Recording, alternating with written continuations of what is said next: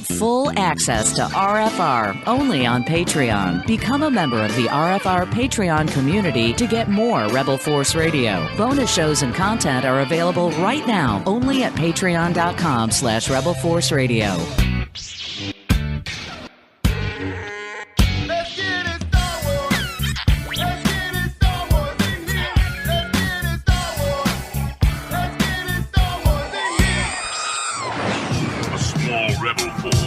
Penetrated the shield and landed on Endor. This is where the fun begins. A long time ago, in a galaxy far, far away. This is Rebel Force Radio. Your source for the Force. Star Wars news and commentary. With Jason Swank and Jimmy Mack. I've seen Star Wars 500 times. Star Wars #1! This station is now the ultimate power in the universe. I suggest we use it. Now it's time for Rebel Force Radio. We would be honored if you would join us. I am Boba Fett. I am Boba Fett. I am Boba Fett. I'm trying to get it down. I am Boba Fett. I am Boba Fett. It's going to be the new catchphrase. I hear it's catching on. And it's one of those lines that you go, where did I hear that before? I am Boba Fett. No, he doesn't say it in Empire Strikes Back. He doesn't say it in Return of the Jedi. Oh, he says it in the holiday special. That's what he says. I am Boba Fett. Yeah, he says it in the holiday special. And now that line, I am Boba Fett, has been reprised in the some of the new little, what do they call them? Little teasers, little TV spots for the Book of Boba Fett that have been hitting online and during, Monday Night Football?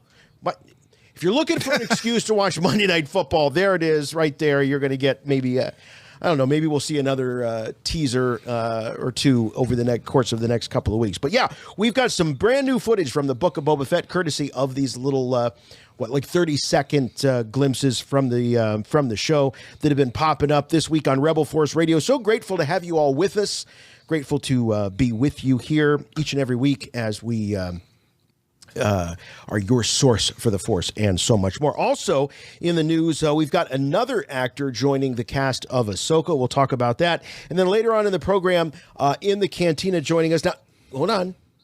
It's a Star Trek actress. That's right. I said a Star Trek actress, the beautiful and wonderful Chase Masterson is going to be joining us, along with a name that is probably going to ring a distant bell to you if you've been listening to Rebel Force Radio over the last decade. Carrie Goldman. Carrie Goldman, notably the mother of Katie Goldman, who was the little girl that was teased about carrying a Star Wars backpack and lunchbox to school when she was in first grade. And of course, that started a big movement saying, hey, whatever you're into, it's got to be okay. If you're into Star Wars, that's fine. Anti-bullying, anti-teasing, all that stuff. But we've got a follow-up with Carrie Goldman almost a decade after the incident. She's joined, like I say, by Chase Masterson. Going to talk about the pop culture coalition and that whole movement to make every place a safe place for your fandom and to demonstrate your passion. Like I said, that's all coming up here this week on Rebel Force Radio. And I'll tell you what, this is always a safe place to demonstrate your passion and your fandom. And no one does it better than, of course, my good friend and yours from Chicago, Jimmy Mack. Hey, Jason. Hey, Star Wars fans. You want passion? You've come to the right place. Passion Island, Star Wars style. Wait a minute, where are we going? Yes, that's right. We're talking about passion. I'm channeling my inner Ricardo Montalban right now. Oh, you're keeping it into the Trek. Yes. Welcome to Fantasy Island, where your passions... No, I'm not keeping it to the Trek. I'm keeping it to the Fantasy Island. Oh, yes. Okay. Well, I was thinking, Ricardo Montalban. No, I know what you were thinking. Wrath of Khan. Yeah, it's not my fantasy. What is your fantasy? What is your passion? Tattoo. The plane! We're all over the place. Right out of the gate. show just started. Right out of the gate. But we got plenty of Star Wars stuff to talk about. Do. Cool stuff. Fresh footage from the Book of Boba Fett. That's going to be amazing. Can't wait to talk to Chase and get caught up with Carrie. Of course, Chase is going to be the first Star Trek actor we've ever had on Rebel Force Radio. Worlds colliding! And but it's going to be a thrill because she's a great lady, and they're going to be talking about a great thing, the Pop Culture Hero Coalition, and we want you guys to learn all about that. But first, we have unfinished business from last week. We were overwhelmed with Patreon feedback, Patreon voicemails in our Thanksgiving episode, so we couldn't get to all of them, and I think we have some leftovers. Sometimes the best part of Thanksgiving is the Thanksgiving leftovers. I was going to say that's what we should call this, because the only reason that I actually do any cooking on Thanksgiving is so I can have the leftovers. That's what I love about Thanksgiving. More than the meal itself is the leftovers, the gravy, the mashed potatoes, and then you kind of mush it all together, and it feeds you for days. I love it. So there's nothing. I love the mush together. That's my favorite thing. That's to mush together with Star Wars fans every week here on Rebel Force Radio. We have a mush together here, and it happens all the time, and it's awesome. And you guys leave us voicemail, and as I said, we feature our Patreon audience. We must have a couple left over there in the voicemail bag. Is it a bag or is it a box? I think it's a bag. I like it as a bag. Let's check in with Todd from Columbus. Hey, Jason and Jimmy. This is Todd from Columbus. I was listening to the Patreon show, the Q&A, I think it was number 40 from a few weeks ago when, Jimmy, you were looking at some Tales of the Jedi, and that's a series I really, really enjoyed. It got me thinking, what was a storyline that we haven't heard that I would really like to see? And I was thinking, boy, it would really be neat to see a story of a female Jedi and her fall to the dark side. And I don't want to get all wrapped up in Sith and all the baggage that goes along with that, but just watching a Jedi just have a fall because of whatever personal attachments, and then watching that happen. So that's a story I would like to see. What's a story you guys would like to see? So interested here, and as always, thanks for everything you guys do. Take care. So a story from the expanded universe, or just sort of in general, an idea? I think he's just saying random. A random thought he might have as to what would make a good Star Wars story is a female Jedi falling to the dark side. Now, what I like about it is that he said falling to the dark side, period. And that sounds pretty compelling to me. I would love to see a Jedi fall to the dark side and go from protagonist to antagonist, and none of this redemption stuff. Okay? Yeah. Let's just follow the story arc to where the point comes down to a showdown between the Jedi of the light side and this fallen Jedi, and take it all the way through to the finish. And the finish has to be the demise of the dark side Jedi. Or will it be? Yeah. Maybe not. So I like that whole idea. I don't want to see the replay of the fall of Vader to the dark side. Yeah. I want to see a Jedi fall to the dark side, stay there permanently, be the threat that they're meant to be, and get taken down at the end of the story. You want to see... And it could be a trilogy. Could be a trilogy. You could end the first episode where the Jedi are victorious, but the Sith presence still remains. The fallen Jedi still remains out there. Then in the second episode, the fallen Jedi has a victory. So you don't know what's going to happen in the third episode. Right. But you get resolution in that third episod. Right. Go ahead, Jason. I'm rolling. No, we're going to call it Dark Side and Loving It. Right? No apologies, no redemption, just, what? Yeah. It's great to be bad. It's good to be bad. Feels good to be bad. Could be a female, could be a male. That stuff is irrelevant. What matters the most is the story and the arc that the character goes on. That's the most important thing. But I would love to see it, quite honestly. And yeah, maybe a female, because we already saw Anakin, but we saw his redemption. I want to see a Jedi fall to the dark side and stay and be the focus of the story. We saw it happen with Dooku. There's no question about that. Right. And there was no redemption for Dooku. There might have been a realization at the very last minute that he done screwed up, but there was no, well, he was never resolved. He realized that maybe he picked the wrong horse to back, as he realized at that moment, oh, this was the plan all along. Get rid of the old man for the hot young guy. That's really what it was.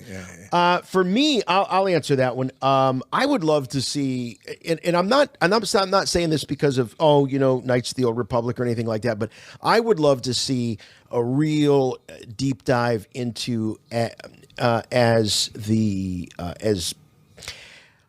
Force is discovered.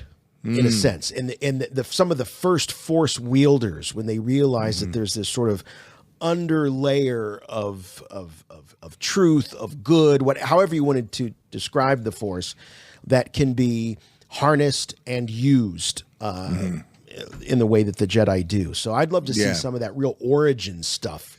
The early Force wielders would be really fun, I think. I agree with you. The primal Jedi. Yeah, exactly. That would be very interesting. Yeah. And some of that was touched upon in Dark Horse's Dawn of the Jedi story arc that went on a little bit toward the end of their grasp on the Star Wars license. Oh, yeah. Which is reverting back to Dark Horse in a way. The Star Wars Adventures line, which we've been seeing handled by IDW Comics. From what I understand, that's been in jeopardy for a while. I guess the economics over there at IDW isn't too favorable. And so it's been moved to Dark Horse. I believe that stories will be told concurrently, both under the Marvel banner and Dark Horse, with the emphasis being on younger readers via Dark Horse. But we'll see how that all plays out. It's crazy because, Dark Horse for the, it sort of started as the, more for the mature comic book reader. It wasn't your daddy's comic books. It was, more intense. I remember, they had licenses like The Predator and Aliens, and there was a lot of gore and stuff. And for them to be kind of handling the more youth-centric Star Wars novels is... It's all a very interesting twist to fate. But that's what I would like to see. I'd very much like to see sort of that, like you say, Jim, I like that, the primal Jedi. Primal Jedi. Yeah. And then, of course, total wish list. Let's talk about a Darth Vader standalone film. I don't know why that hasn't been in the works already. I don't know why that isn't happening. I'm just talking about a moment in time when Darth Vader is in his prime. Yep. And there is no thought of Jedi in his head unless he's going to exterminate them. There is no thought of his previous life as Anakin. He's buried any sort of memory about Padme. He's living in the moment as a dark side exterminator of Jedi. And Order 66 is at its height. And Vader is living his new life. And he's not looking back at the past at all. I've never liked the idea of Vader sitting in his meditation chamber with his helmet off and his forehead in his palm, weeping over the loss of Padme. Oh, Padme. No. The reason that Anakin became Darth Vader and he fully embodied the persona of the Dark Lord is because he couldn't live with the knowledge that he contributed to the death of his wife, Padme. Yeah. So he had to bury that, and he buried it in such a way that it became a factor that didn't exist in his reality. He didn't even acknowledge Padme Amidala, and it's not like anybody was bringing her up to him in the first place. Right. So it was easy for him to bury himself and his guilt in his new persona, his new identity, and that's the only way he survived. Yes. He embraced everything about it. I didn't kill Padme. Anakin Skywalker killed Padme. Yeah. I'm no longer Anakin Skywalker. That name no longer has any meaning to me. Exactamundo. Yeah. So don't give me these artist depictions of Anakin sitting in his Well, I almost dropped the F-bomb. Sitting in his TIE fighter crying because of love lost. Dear Padme. Well, my heart is broken. I don't know about you, but I had a great Thanksgiving break, had some time off, not from Rebel Force Radio, but from the day job. I had a good time and felt very relaxed, felt very detached. And then all of a sudden, the Boba Fett stuff started showing up. New Boba Fett content. As we assumed that it would, that wouldn't be the last little bit of tease that we would get. But one of the things that happened over the Thanksgiving holiday is we released the long-awaited Chut Chut shirts. That's right. Chut Chut, everybody. You can go over to rebelforceradio.com. And in the news column there, you can click on the Chut Chut shirts now available post, and you can follow that link over where you can order yourself a Chut Chut shirt. They're selling very, very well. Thank you especially to all of our Patreon supporters who jumped on. We had a special incentive for them where they got to save like 15% off over the introductory weekend. So go over to rebelforceradio.com. You'll see a graphic under news for the new Chut Chut shirt. And also big thanks to a couple of folks, Kevin Lyle for his great design with that sort of sequel trilogy treatment, and Rebel Force Radio cutting through the Chut Chut, which I love. And then also Cleveland Chris Marinan for helping us out in getting these out to folks. So huge thanks to both of them. So get them while you can. You asked for them. You got them. The Chut Chut shirts now available at rebelforceradio.com. And I don't know how long they'll be available, but go get them now while you can. So great stuff. I got mine. I actually ordered one. So I'm not going to wait for the samples. I'm just going to order one. So it should be showing up here in a few days. But as everybody knows, just so you know, it's not unique to Rebel Force Radio. Everybody that shipping is crazy right now between the pandemic plus the holidays. So if you want to get these in time for the holidays, I would order them in the next week or so. And otherwise, we're not going to be able to guarantee that quick turnaround. So check it out, rebelforceradio.com, and look for that Chut Chut shirt post. You'll be seeing them everywhere. I hope so. Conventions, theme parks, movie nights. You're going to be seeing these things everywhere. Star Wars baseball nights at your local major league arena or stadium. That should be interesting. Chut Chut. Chut Chut indeed. And I like that you don't really need a translation, because just the way that Hayden delivers that, you know what it means. Chut Chut, Watto. Yeah, that came up recently. Really? I was explaining the nature of the Chut Chut shirts to Wendy, and I said, yeah, this is this thing Jason latched on to. Hayden Christensen said to Watto. I'm like, you know who Watto is. And she looked at me like, I'm going to kick you in the nuts. And the reason why she knows who Watto is that's a long story. So, but she understood. And she said, well, what if it, doesn't mean anything favorable? I said, it doesn't matter. We've taken ownership of it. Yeah. And we've nurtured it and cultivated it into a greeting, a Star Wars greeting that fans could share among themselves. Chut Chut. Somebody presented me with some Huttese glossary that said Chut Chut meant something. I don't know what it meant. It was like, pay up on your debts or something. It was ridiculous. It was something created for a Dark Horse comic, actually. Of course it was. Star Wars Legacy. They created this Huttese glossary, but it doesn't matter. I mean, none of that stuff matters. No. It's all deemed non-canon. As far as Chut Chut goes, the way we've interpreted that is it's a tattooing greeting that Anakin presented to Watto, and it woke Watto from his siesta. I do think Watto was taking a little snooze. Yeah, because he had the hat on. It was kind of like over the eyes a little bit. Yeah, it is you. yeah, Eddie. So yeah, he just you wake him up from a dead cold sleep, and he jumps right into his whole Watto shtick. Yeah. But it is you. What do you know? I mean, really, if you think about spin-offs and streaming series and stuff, how Watto hasn't been brought into the mix, or as Dave Filoni calls him, Watto.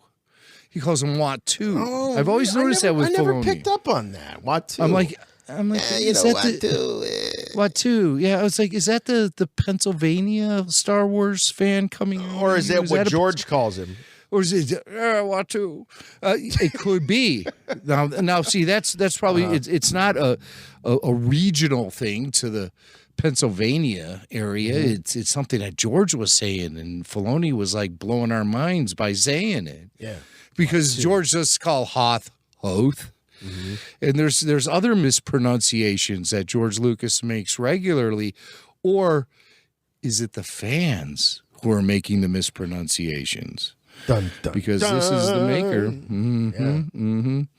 So, but unfortunately, we don't have George around to ask him those questions anymore, and maybe Filoni does. Maybe He's Filoni calls him every once in a while. Well, what's up with that Hoth?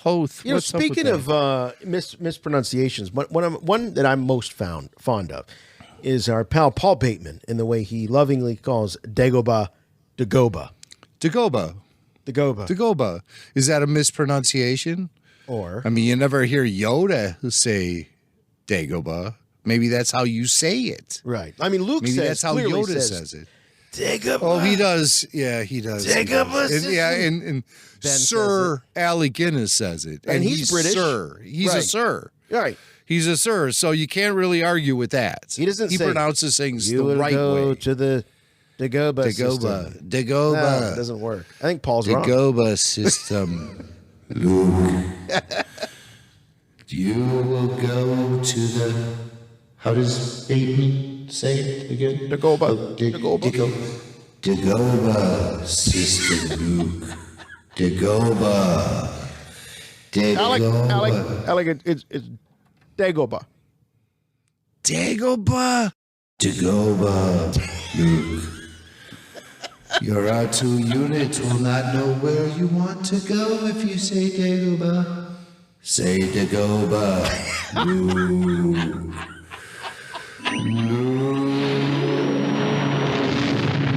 I have good news for you, my lord. That's good news. Come closer, I have good news.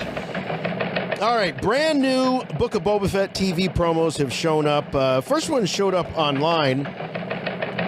They call it a TV promo, but that first one I was aware of because it showed up on YouTube or Instagram or something. And then I know the second one showed up on Monday Night Football because I was down here in the Palatial Rebel Force Radio studios. After all these years. Still crazy. It's like we're getting close to celebrating 9 years of Rebel Force Radio. Of course, 16 or something, as podcasters, Star Wars podcasters, but 9 years of RFR this January. And you still are slipping into the old call letters.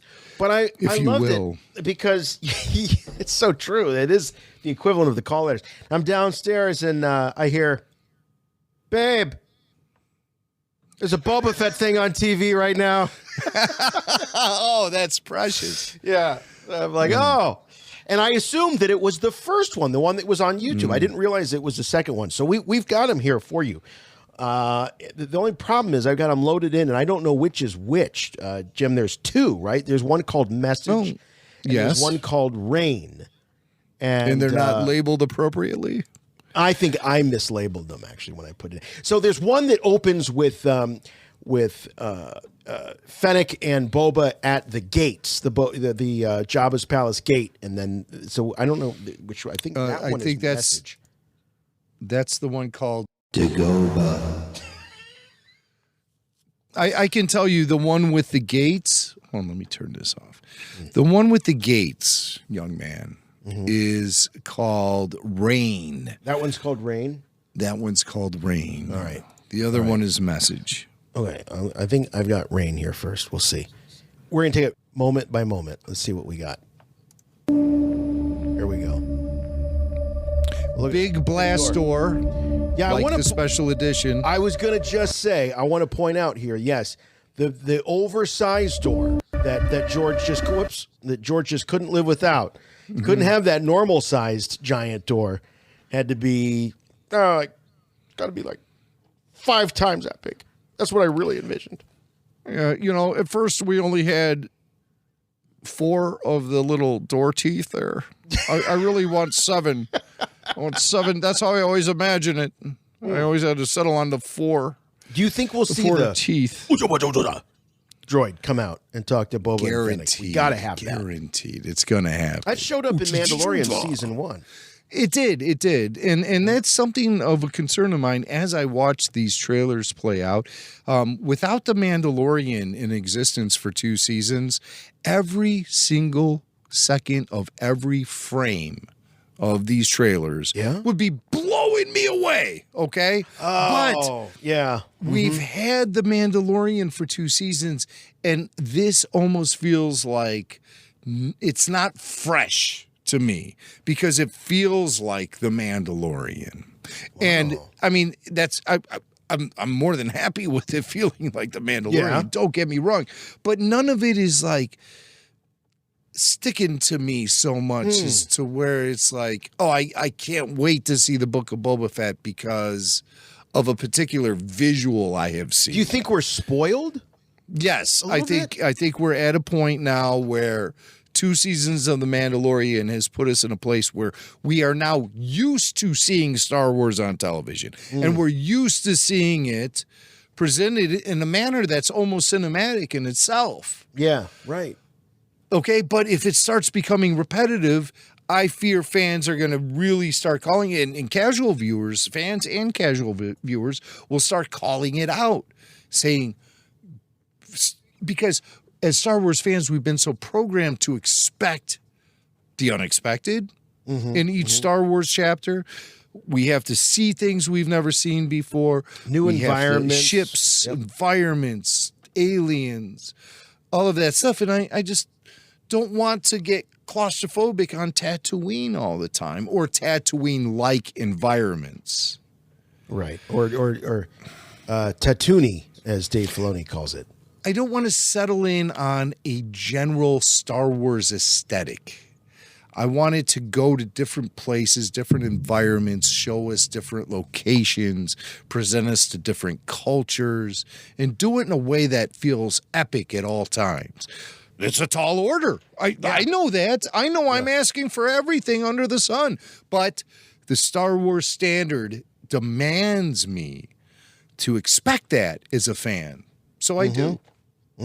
Thank you, George Lucas. Yeah. And George Lucas's biggest complaint when he saw The Force Awakens for the first time was, there's nothing new. Yeah. Every movie I did different planets, different ships, different cultures. There's nothing new in The Force Awakens.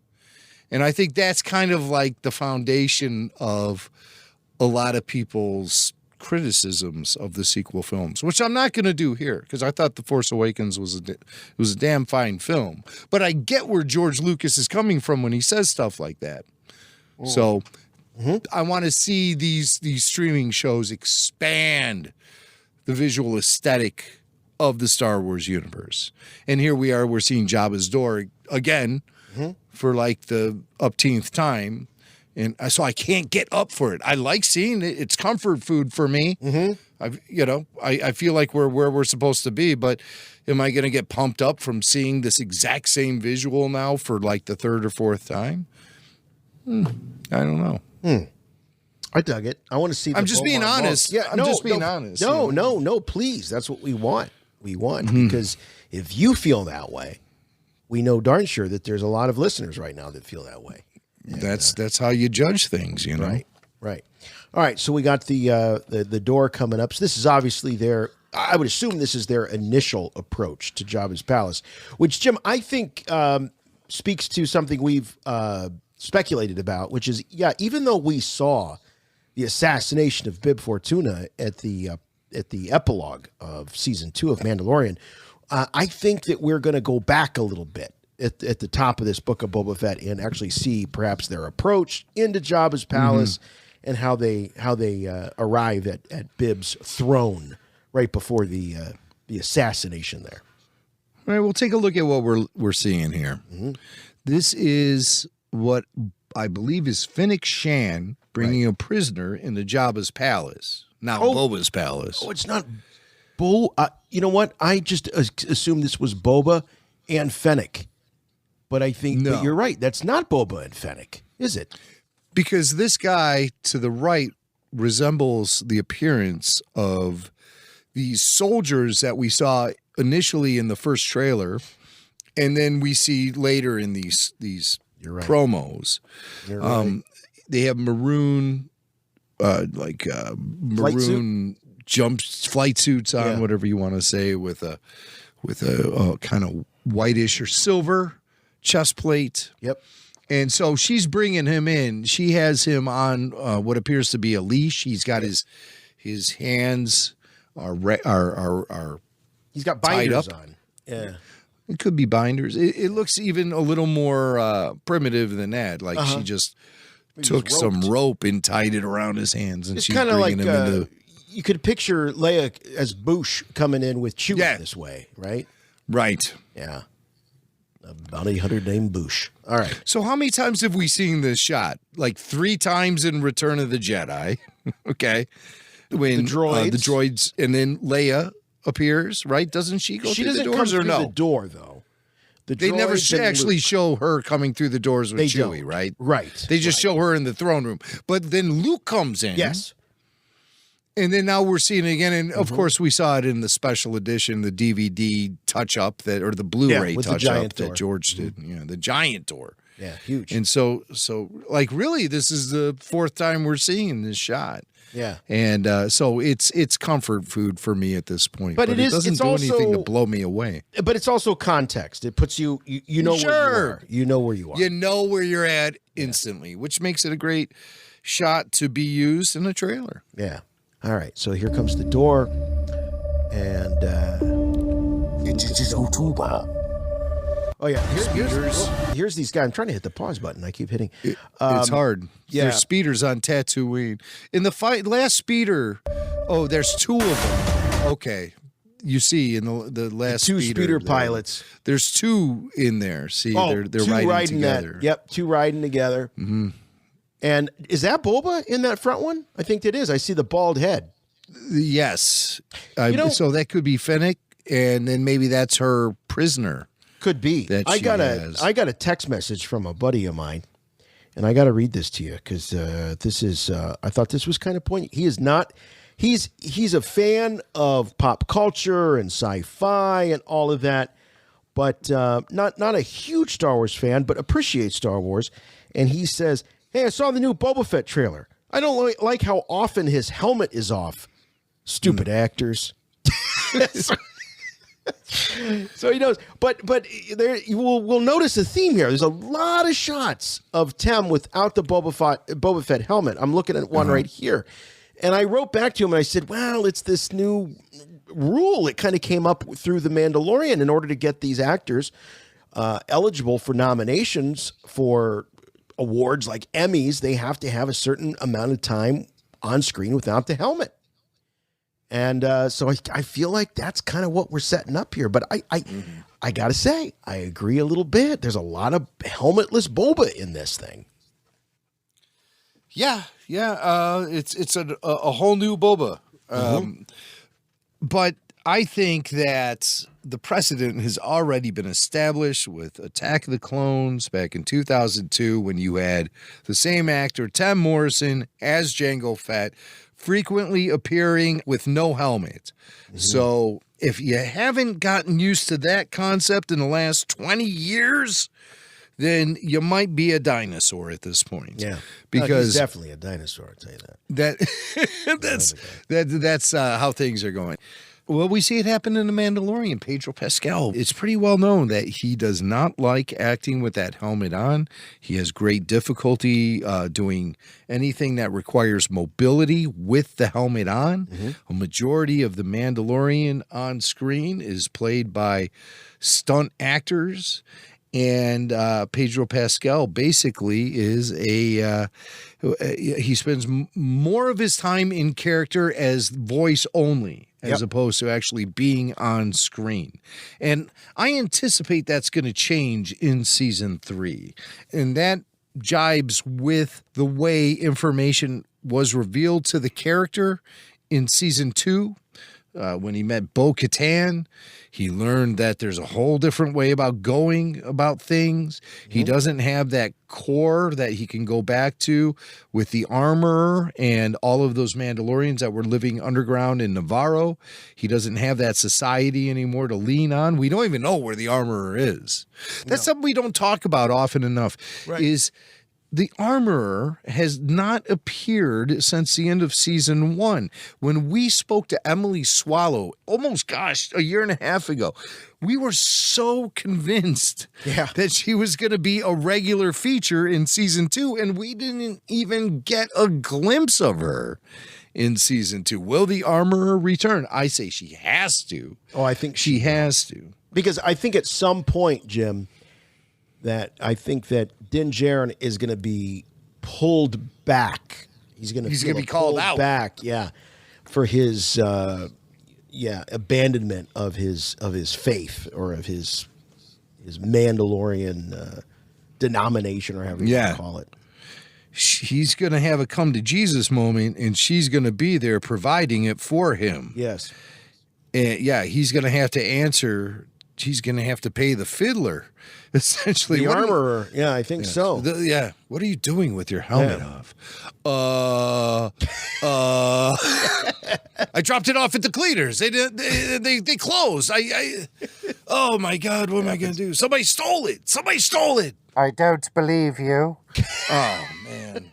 This is not good. Not good. All right, so we got the speeders. I think we've identified Boba, Fennec Shan, and then the prisoner. Maybe we see the prisoner. Here are these flight suits that you're talking about. These, right.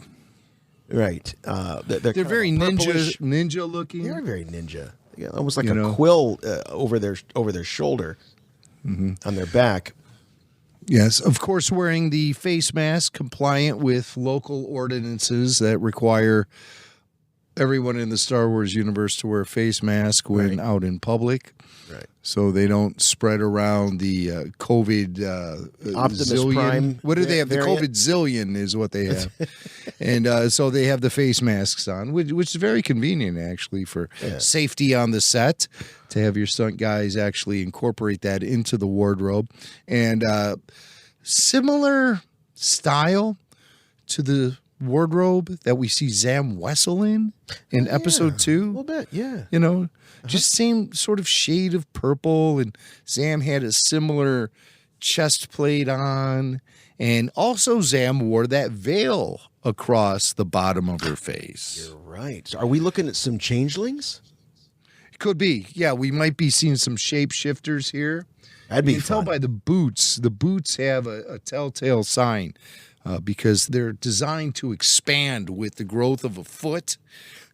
So it's hard to tell with these guys. They look like they're about ready to pull off some hardcore parkour. Yeah, they do. And I think we see a little example of this as the action moves along. He's jumping rooftop to rooftop in parkour style. And it definitely appears that a guy wearing the same jumpsuit is brought into Jabba's palace by Fennec Shan as a prisoner. Yeah. So and then, clearly on Tatooine. We're still on Tatooine here. Still on Tatooine, and then we see this great establishing shot of Jabba's palace from that's the familiar angle right there. That's the way that R2 and 3PO approach. It seems that way. Jedi. It looks that way, yeah. And, of course, the famous story is that George Lucas was on set during the shooting of that approach, following Anthony Daniels making R2-D2 beeps. Yeah. Beep, beep, beep, boop, pop, pop, beep, pop, pop. Anthony Daniels felt great justification when he turned around and saw George Lucas on his knees acting as R2. I think Anthony believed his ship had finally come in at that point. Indeed. All right, so here we've got the Boba Fett helmet being handed over by a droid. So maybe the droid was cleaning it for him. You know, kind of like how you in the old days you passed your hat, your fedora over to the doorman, and he would brush it off for you. Oh, here's a droid cleaning off the helmet for Boba Fett. Put your bowling ball into the machine, and it comes out polished. Oh, and here's oh boy, her name's escaping me. Jennifer Beals. Yeah, Jennifer Beals as the Twi'lek. Look at the dude sitting there, though. I don't mean to start any rumors or anything, but to me, he looks kind of like D. Bradley Baker from the side. I know it's not D, okay, yeah, but it kind of does. I just get a D. D. D. He's not acknowledging us. No, he's not. He's not even looking at our direction. All right, we've seen this in this shot several times. Somebody once said that that's Ben Kenobi behind them. You see between the two of them? Look at the white hair and it's old Ben. Wouldn't that be a hoot if he turned up? Wow, I think they got the wrong timeline, but it's fun to talk about. So so they're clearly like, ooh, you know, this almost looks like a glance of recognition. Like you see how wide her eyes are. Like, oh, it's him again. Where did he? Oh, I thought we got rid of him. Thought he was being digested in the belly of the Sarlacc. These two might be responsible for providing Boba access into Jabba's palace, so he can then cap Bib Fortuna and take over. Maybe in a flashback. This could be a flashback. Now, I do want to point out that that the green Twi'lek is kind of a little bit of an Oola vibe, and I mean, she's not leaving much for the imagination in her wardrobe, and with the HasLab Rancor, kind of really leaving out the possibility of an Oola action figure. There's been a lot of chatter amongst collectors and stuff about, well, you know, I think Oolah's gone the way of the slave Leia. We're not going to be getting that in any kind of merchandise, any action figures, whatever. So it's kind of interesting to see almost that sort of a chain linky looking bikini there. I'm not saying that she's, you know, slave girl, but she kind of has that same look. Yeah, I mean, there's obviously an aesthetic that needs to be consistent with Star Wars for it to be authentic and maintain its integrity. So that might be true in the collecting area, but I think it's these streaming series stick around and they become a thing. I don't see that Star Wars fans are going to ever decrease their desire to own plastic versions of every character seen on screen. Right. And eventually the bottom line does take over. So I wouldn't rule out ever not being able to buy a Twi'lek character or even Leia in the metal bikini anymore. Yeah. I just, you know. You never know. You think there will be dancing like I said, girls the bottom line makes in Jabba's palace? Do you think we'll see dancing girls in Jabba's palace? In Boba Fett? No, because it's not Jabba. You know, I mean, the Hutts were really into that. I think we're going to see Boba. That was like some sort of Hutt thing. Well, you know, yes. I think Boba is all business. So I don't think he has time for self-indulgent pleasures. Bib probably was more of a status quo kind of guy and wanted to keep things exactly the way the Hutts left it, the way Jabba left it. So he probably just tried to keep the ball rolling for a while.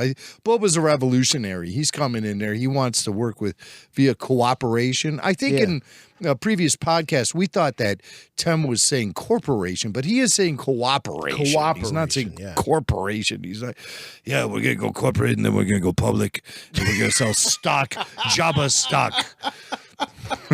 It's going to be JAB on the New York Stock Exchange.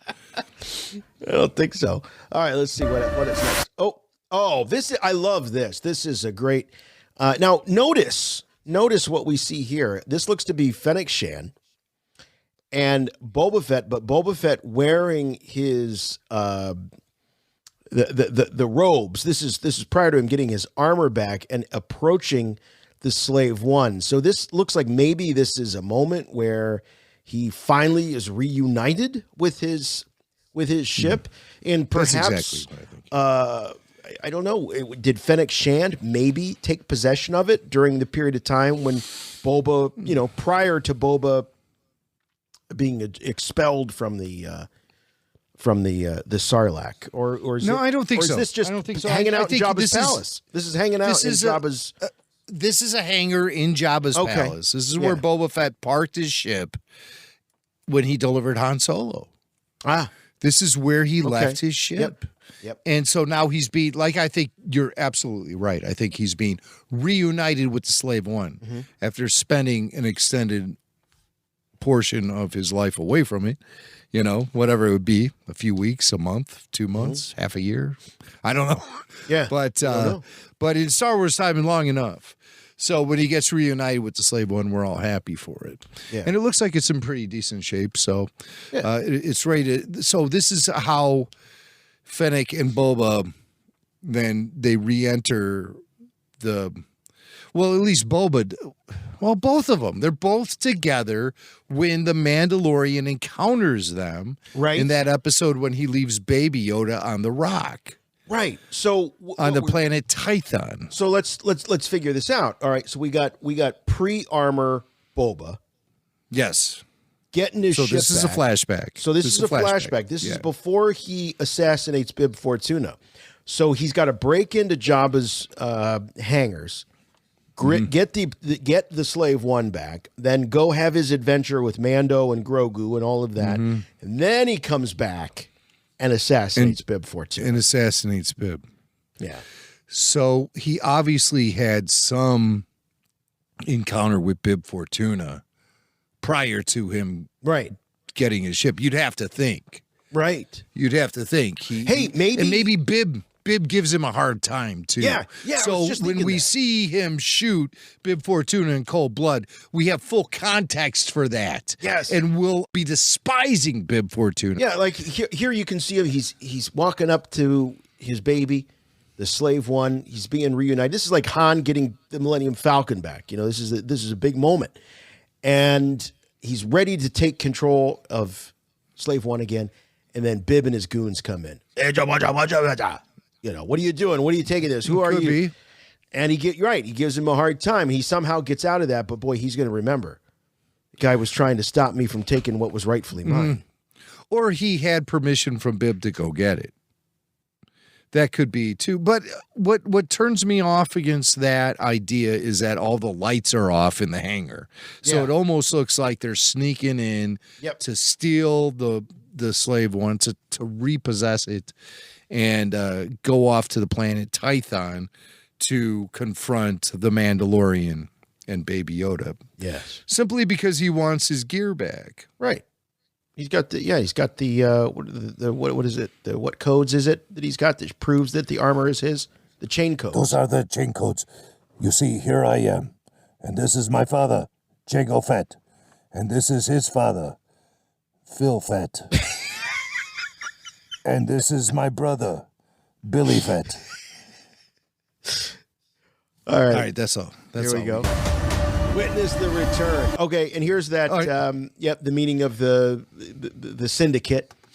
Who do you see? Somebody very famous from Return of the Jedi is present in this meeting, and his presence in Jabba's palace is most appropriate. Do you see anybody? Hold on. Anyone? I'm going to feel really dumb that I'm missing this. He's more machine than man. Is it the droid back there? Is that... That's 88 from Jabba's, the torture droid from Jabba's dungeon. It is 88. Yeah. Oh, I'd recognize his greasy stench. There he is. Yeah, he's a superstar now because he's at Galaxy's Edge. At the Disney parks. Yeah, he's there, and he is working a spit of Ronto meat that's being cooked by a pod racer engine right there in the food court at Galaxy's Edge. So naturally, they have to elevate his status, put him in the new TV show, and solidify his Star Wars status as somebody who's more than just a torture droid. Famously played by Richard Marquand in What? The Return of the Jedi. Really? 88 was. I don't know what that means because the thing looks like just a big puppet. So maybe Marquand was like actually doing the puppeteering. But we're talking about the torture droid when he's got he's got Gonk up there and he's like, no. Yeah, I love that. I always assumed he was. I thought as a kid that he was branding him, like putting Jabba's, like you brand cattle. And I thought that's kind of what he was doing so that no one would mistake him for... branding him? Yeah, right. Like it's property of Jabba the Hutt sort of thing. But I think he was just doing it to torture the little guy. He was a torture droid. Yeah. There he is in the background, which to me confirms that this meeting is happening in a banquet room in Jabba's palace. Yeah. So this is after... Boba has shot Bib.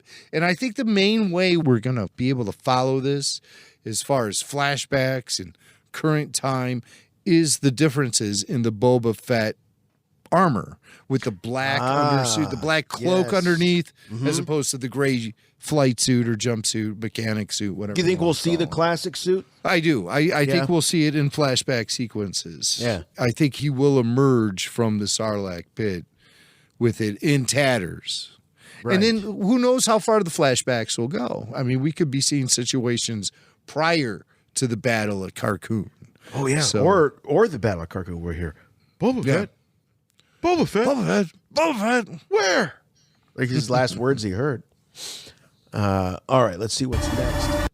Oh yeah. We got some Walrus Man. Yep. And Fennec. Aqualish. Yeah. For those who... want to be specific about it. Walrus men.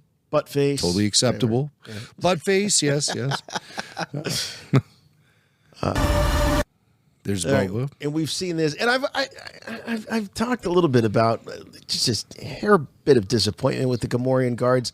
I prefer the more Henson-esque Gamorrean guards circa 1982-83 with Return of the Jedi rather than the actual bodies. They wore like fat suits basically in the Return of the Jedi. And now I see like this is like real human flesh here with the pig head masks and I'm not loving it. I was okay with it with Mandalorian. Because they're like, they're different, Gamorrean guards. But all the Gamorrean guards in Return of the Jedi looked pretty much the same. So, I don't need to see, like, the guy's real man boobs. Like, just, show me the, Yeah, maybe some chest gear would be appropriate. Yeah. Something covering up that torso. But I'm with you. There was something about the Gamorreans that made them... like borderline whimsical with the big hips and everything like that. And then they were a lot of fun to face up against in video games like the Dark Forces and stuff. And they were presented just as really tough opponents. And then these guys, the Gamorreans in Return of the Jedi, they intimidate me. These guys, I look like I could have a chance against them. I can take him out. There's just something about them. Yeah, I think I can take them both at the same time, actually. But like one Gamorrean in Return of the Jedi would have me running for the door. These guys I take my chances with. Yeah, just a little less threatening. I am Boba Fett. Now there's that line. And I'm like, where did I hear that before? And then I realized it was from the holiday special and that animated introduction that we had of Boba Fett. I am Boba Fett. I am Boba Fett. Yes. Yeah. I think this is definitely a nod to that. That's the Jon Favreau touch right there. He always liked that. That line stuck with him and from the animated portion of the holiday special. Right. I am Boba Fett. I am Boba Fett. It does stick with you. It does stick with you. So I think that's really well played. I do too. It's a nice nod to the. I think Tem's definitely trying to mimic that delivery too. These guys, so these are more of those guards that we were talking about in the purple jumpsuits and with the masks, and they've got these gauntlets that project some sort of shield, which is kind of cool. But you're right, Jim. They got kind of a ninja vibe. A ninja vibe, a ninja meets Zam Wessel kind of vibe. Right. And then we see him, we see Zam, no, it's not Zam, we see Fennec, and this is, this is Boba with armor. Okay, so this is armor-clad Boba, because he's got the jetpack on. So this is some sort of skirmish or something here. Ambush, because he didn't have time to put his helmet on. So, or maybe he loses Boba here. Oh, yeah, more helmetless Boba, but maybe he actually loses his helmet at some point. Think about that. That could be. I find it unlikely. It's just such an iconic. How's it? Classic What's he character. doing with it while he's fighting? He got it like clipped to his belt.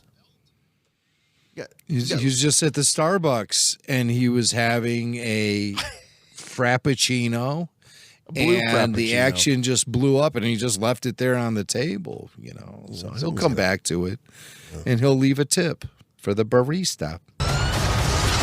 There we see the Slave One taken off there, and the Book of Boba Fett original series streaming December 29th. Book of Boba Fett streaming December 29th only on Disney+. Yeah, it is. We're within a month of seeing the first episode. And that'll be very exciting. Yeah. So that's only one of 2 TV promos that were released this week. So what else you got for us? All right. We got this one. All right. So this, I think, is a continuation of what we saw in the previous, where the little droid is giving Boba his helmet. It's all polished up. As I predicted when we saw the full trailer, to the right of Boba Fett, you see a cylinder-type device that looks like it has a door open up on it. I believe it to be the Bacta tank in which he sits and soaks to heal his wounds from the Sarlacc pit. Oh, you think he's still doing the Bacta treatment even after he gets the armor? Oh, absolutely. Yeah, okay. Yeah. You got to keep that up, right? You can't just stop. Cold turkey. Well, I don't think he ever had the opportunity, really, until... I see. After. Yeah. Okay, gotcha. Right, gotcha. Right, yeah. So he's Which taking care of some explains business. why the Tim Morrison that we see in these trailers is a little less scarred and dinged up than he was in Mando. Got it. Okay. All right. Yeah, so this is post-Mandalorian Season 2. Right. I am Boba Fett. There's that line. I got to hear it one more time. I am Boba Fett. It's good stuff. Tatooine, Sandstorm with Tusken Raiders approaching. Flashback sequence. Yep. This is Boba Fett's perspective as however he gets expelled from the belly of the Sarlacc, he finds himself laying there in the Tatooine sand dunes. We're seeing what he's seeing here. Yeah. Tusken Raiders approaching him, and they are the ones who are going to nurse him to health. Left for dead on the sands of Tatooine. And see the dialogue. The dialogue totally backs that up. And then you see Tamora Morrison laying down. It appears this is more of a this is inside that cylinder that we saw a few shots before, and he's in there. And it's a shame because I really prefer my Bacta tank soaks to be upright and this is more like visible. A Bacta tanning bed. Yeah, the Bacta bed. This is the Bacta bed, which is just a little bit better than Finn's Bacta suit in The Last Jedi, but not nearly as cool is the upright Bacta tank we see on Echo Base and in Vader's Castle. Right. That's how you Bacta. That's how you do Bacta. But this is like Bacta on your back. So he's laying there, and it's like, you know what he's thinking, right? The Polynesian spur. New Zealand. New Zealand. Does he have the little diaper? The little Bacta diaper that you need to wear? That Luke has? Well, that's key to continuity. Yeah. I will start a whole new blog if he doesn't, condemning the Book of Boba Fett series. He needs the diaper. I will stand and die on the diaper hill as far as this show goes. It'll be very controversial. It's got the breathing tube Streaming December 29th. All right, there's our Hammerhead. Yep, Hammerhead. Hey, let's listen closely to the dialogue right here. Oh, okay. All right. Jabba ruled with fear. Oh, that's not the one I was thinking of. Oh, no? There's another one. Maybe it's in the main trailer, and I don't think we really pointed it out when we saw it. There's a voice when they show this image of the Hammerhead sitting there in this throne. It says, "You sit in the throne vacated by Jabba the Hutt." It's something like that. I'm paraphrasing. But the voice is clearly Pedro Pascal. So I predict we will see the Mandalorian, Din Djarin, in this series somewhere. Really? It's clearly Pedro, you believe? It's clearly him. Okay. Maybe when we're done with this, we can go back and play the full trailer that we saw a couple of weeks ago. Right. Yeah, I'll try to dig because that up. line of dialogue is there. And I thought I heard it here in one of these TV spots. Maybe I'm wrong. Okay. All right. Now we see Boba showing up here with Fennec, and then is this one of those guards? This is one of those guards we just saw him fighting, and now it looks like maybe he's providing backup to Boba. No, because if you look in Fennec's left hand, she is holding the rope that ties his hands together. This is the same cat she brought into Jabba's palace. Yep. And she has him captive. So they're definitely not working together. Yeah. I've got your boy here. So you'll see if you play forward a few more frames that his hands are definitely bound and she's holding on to him. Jabba ruled with fear. Yep. Oh, yeah. Yeah, for sure. Yeah, you see that. Jabba ruled with fear. Yeah. I am friendly and nice. And I am warm and all-inclusive. He's all about inclusivity. Jabba ruled with fear. Oh, there's that empty throne. Well, it's not empty for long. Jabba never would have fit on that. But no, this is fitting. Bib's Yeah. throne. Bib's throne.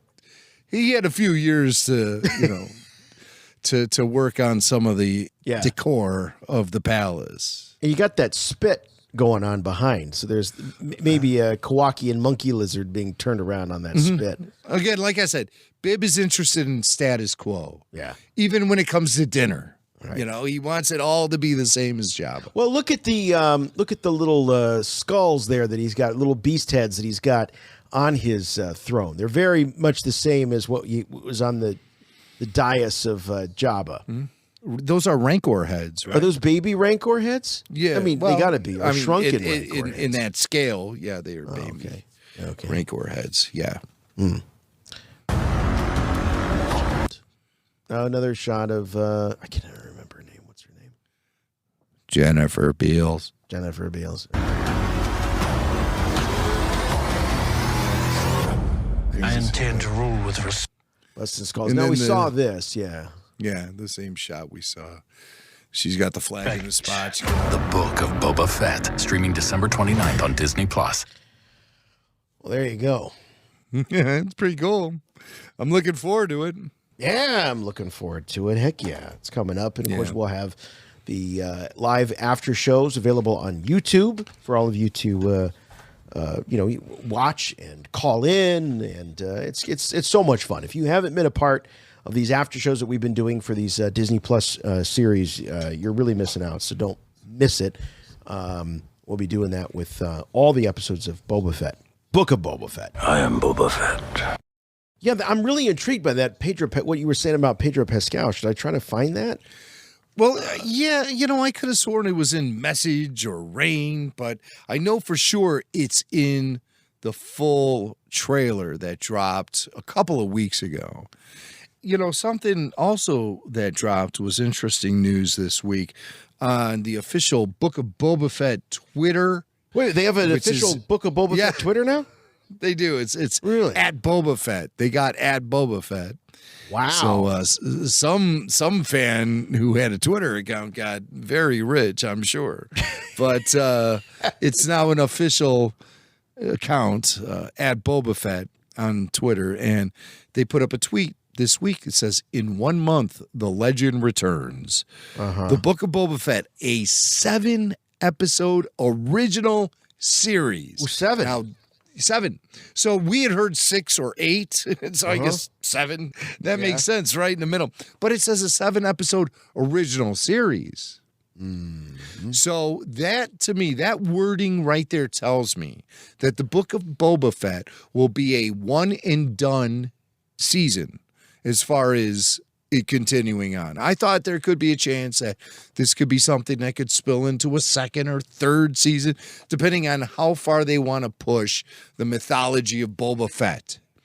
And it appears to me by this wording, always very carefully chosen wording like this, a 7-episode original series. They're saying the series itself is 7 episodes. So it's going to be self-contained.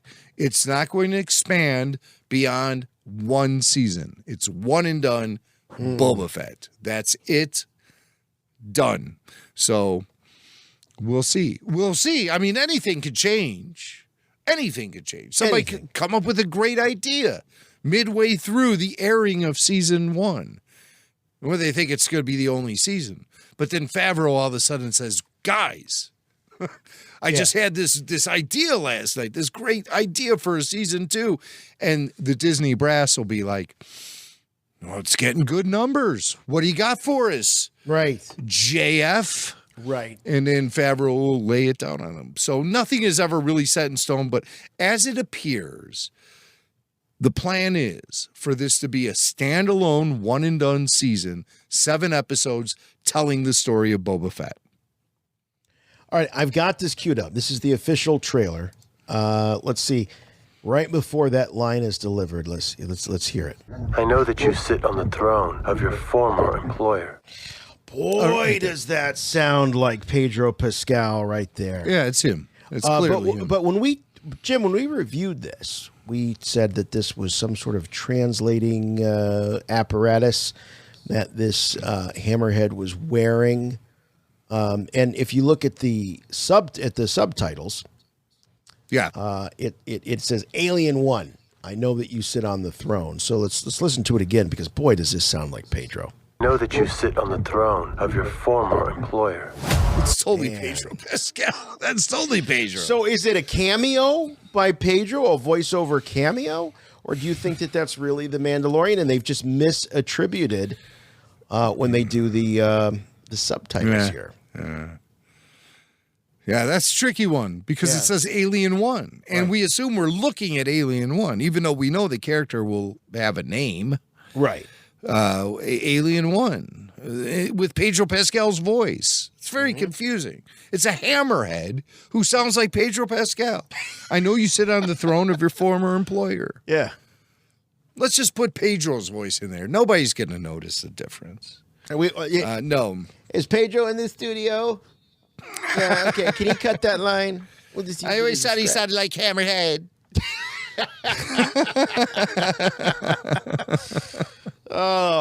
Yeah, we definitely didn't mention that when we were covering the trailer initially.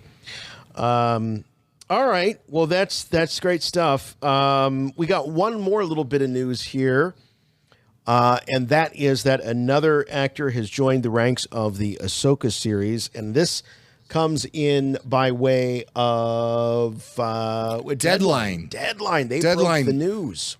Yeah, but whatever you're going to hear right now has since been confirmed by Variety as well.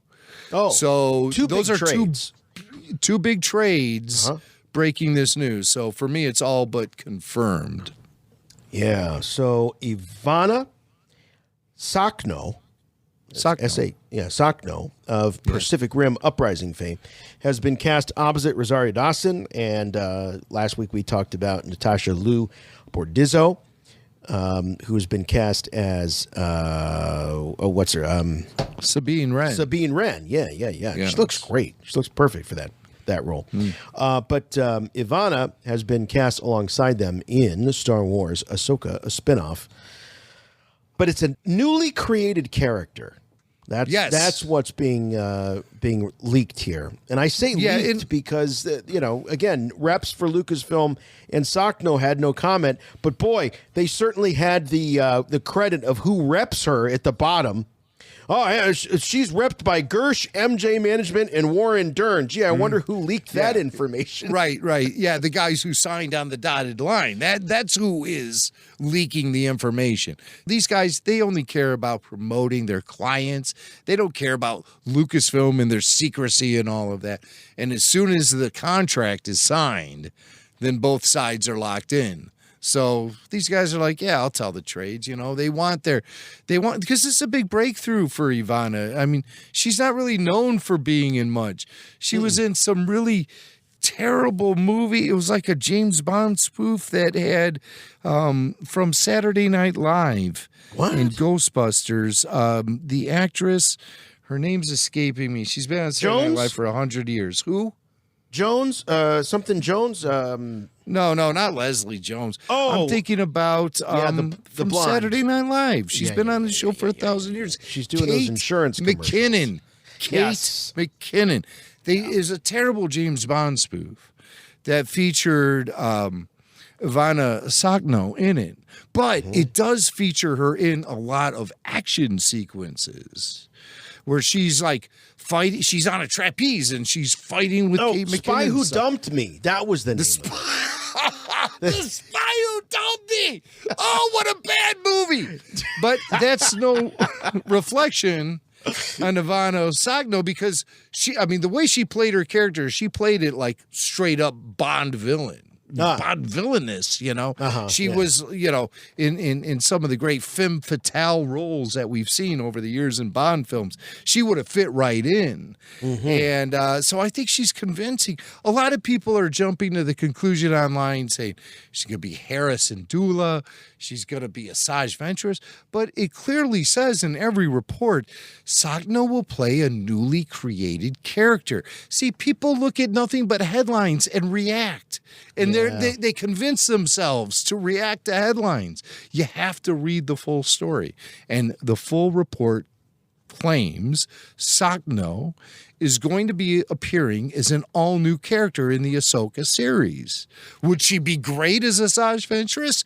Yeah, she would be great. And maybe it's all a smokescreen anyway. But unlikely. If it's going to be crystal clear that one actress is playing Sabine Wren, then Ivana's character most likely is a brand new character. We have no idea who or what she is.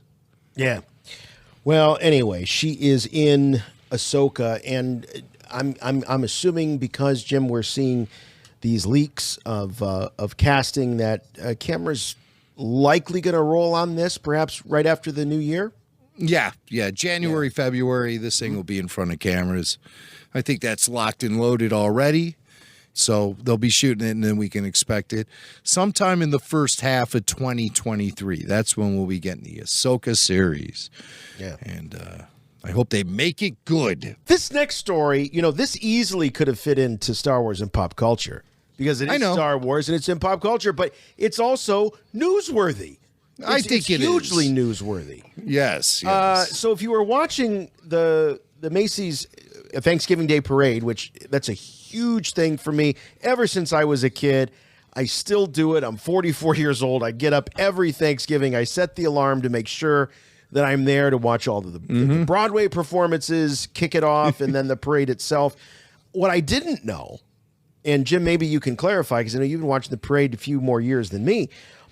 Up until this year, there had never been an official Star Wars presence in the Macy's Day Thanksgiving parade. Now, we've seen it in the Rose Bowl.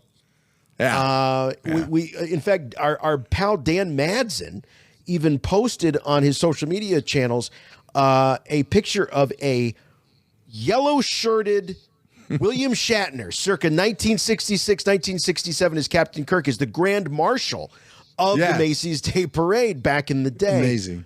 But no... In character, which is incredible.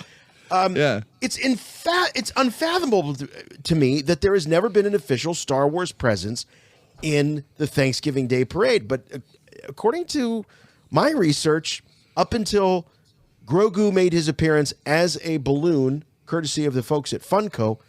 Mm-hmm. There had never been a Star Wars appearance in the parade. Yeah, that surprised me. Now, I thought we had seen Baby Yoda in the parade before. I thought we did. But apparently we haven't. No. Did you dream? We haven't. I thought we did, but we haven't. There was a lot of crazy stuff going on at Macy's Star Wars this parade. Not only did we have Baby Yoda flying by, he was also chasing the little knob from the gear shift on the Razor Crest, his favorite toy. They actually had a balloon of that. Yeah. And it was really funny if you ever get to see the footage of the 100 people on the ground holding ropes, running this thing down Manhattan, the streets of Manhattan. Funko employees. Baby Yoda. It's so amazing to see how this all goes down. Really funny if you follow Weird Al Yankovic's social media accounts. There's a picture of him sitting in his window. Obviously, he lives in Manhattan, and Baby Yoda went right by his window, and he's just sitting there in the window, just like, reading a newspaper or something as Baby Yoda is flying by. It's just an everyday thing, right? Yeah. Just whatever. It's weird. It's Weird Al's life, and we all just live in it, apparently. But here's Baby Yoda in Manhattan, part of the Macy's parade. It was amazing, and the coverage on NBC was outstanding. Yeah. Savannah Guthrie, Hoda Kotb. Am I saying her name right? I think it's Kotb. Kotb. I think Kotb. I don't know. And of course the world famous Al Roker. Right. World famous Al Roker, who probably is most famous for appearing on the front cover of a TV Guide in a Seinfeld episode, but he's also weather guy. Yeah. A Cleveland native. Oh, no kidding. Yeah, got his start. Well, he's been on NBC Today Show since like 1912, and I mean, really, yeah. And they work the parade, these three, and what enthusiasm that all three of them show for little Grogu as he came by. Keep in mind, this balloon was 3 stories tall. Of Baby Yoda, 3 stories tall, and required 100 people on the ground to move it through the streets as the parade moved along. It was one of I think there's 30 giant balloons that are part of this tradition, this Macy's Thanksgiving Day parade tradition. World famous. Oh. And now Star Wars is part of it. So here we're going to hear some audio from the NBC crew, and Al Roker gaining mad Star Wars props from me in the way that he presented his coverage of this momentous event. We welcome a new celebrity to our bouquet of giant balloons, the Funko Pop inspired Grogu, also known Baby Yoda. So cute. Flying high, courtesy of our friends at Funko. Grogu has become a global phenomenon, captivating fans of the Star Wars series, The Mandalorian, streaming only on Disney+. Funko, together with Macy's and in a collaboration with Lucasfilms, have introduced a limited Macy's balloon bobblehead line. It's now available exclusively on Funko.com and at the Macy's flagship store here on 34th. Are you dying, SG? Yes, Al and I, we love So Baby Yoda. good. They're going to be so cute. Baby Yoda! I love you! Love you, baby. The kid. Protect the child. Oh man! I mean, Al just throwing it down. I mean, he's not putting up with the. He goes off script right away with the Baby Yoda. He's like, okay, I'm going to read what they tell me to, and then I'm going to just Baby Yoda my way through this. And he's like, protect the child. Like he's throwing down the child reference. I love it. I love it. He's a fan. As soon as the balloon gets close enough, though, he starts channeling like his inner Jimmy Mack or something, where he's just like, he loses all control. Baby Yoda, I love you.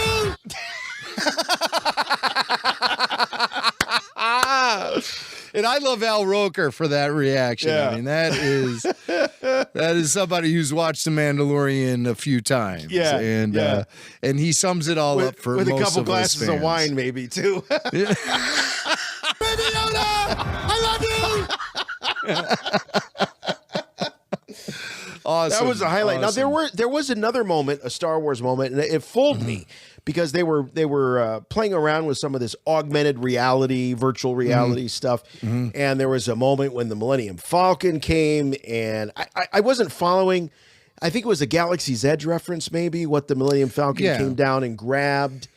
But anyway, it was very cool, and I thought that it was a real balloon. It's a Disney ILM X Lab thing that's been happening at Downtown Disney, where they do virtual reality attractions based within the Star Wars universe, and the new one they have is based on Galaxy's Edge, and features a bunch of characters. And what they did was they had a virtual balloon out as part of the parade route. Now on the ground you had stormtroopers. Yeah. Sequel era stormtroopers marching in procession down the street in front of the judges display or whatever. Assuming, and they're 501st, I'm guessing. You'd have to think so, yeah. They're not like professional Hollywood stuntmen out there dressed in the Innovos gear or whatever it is. But they're out there and they were marching and they look great. But there was a virtual balloon of a character from the ILM X Lab Galaxy's Edge virtual reality attraction. The character's name is Slezelstack. It's voiced by Bobby Moynihan in the actual attraction. Okay. And so they had what's that? Not a Sleestack. That's from Land of the Lost. Sleestack. It's kind of like that. I don't have the name in front of me. I'm just going off the top of my head.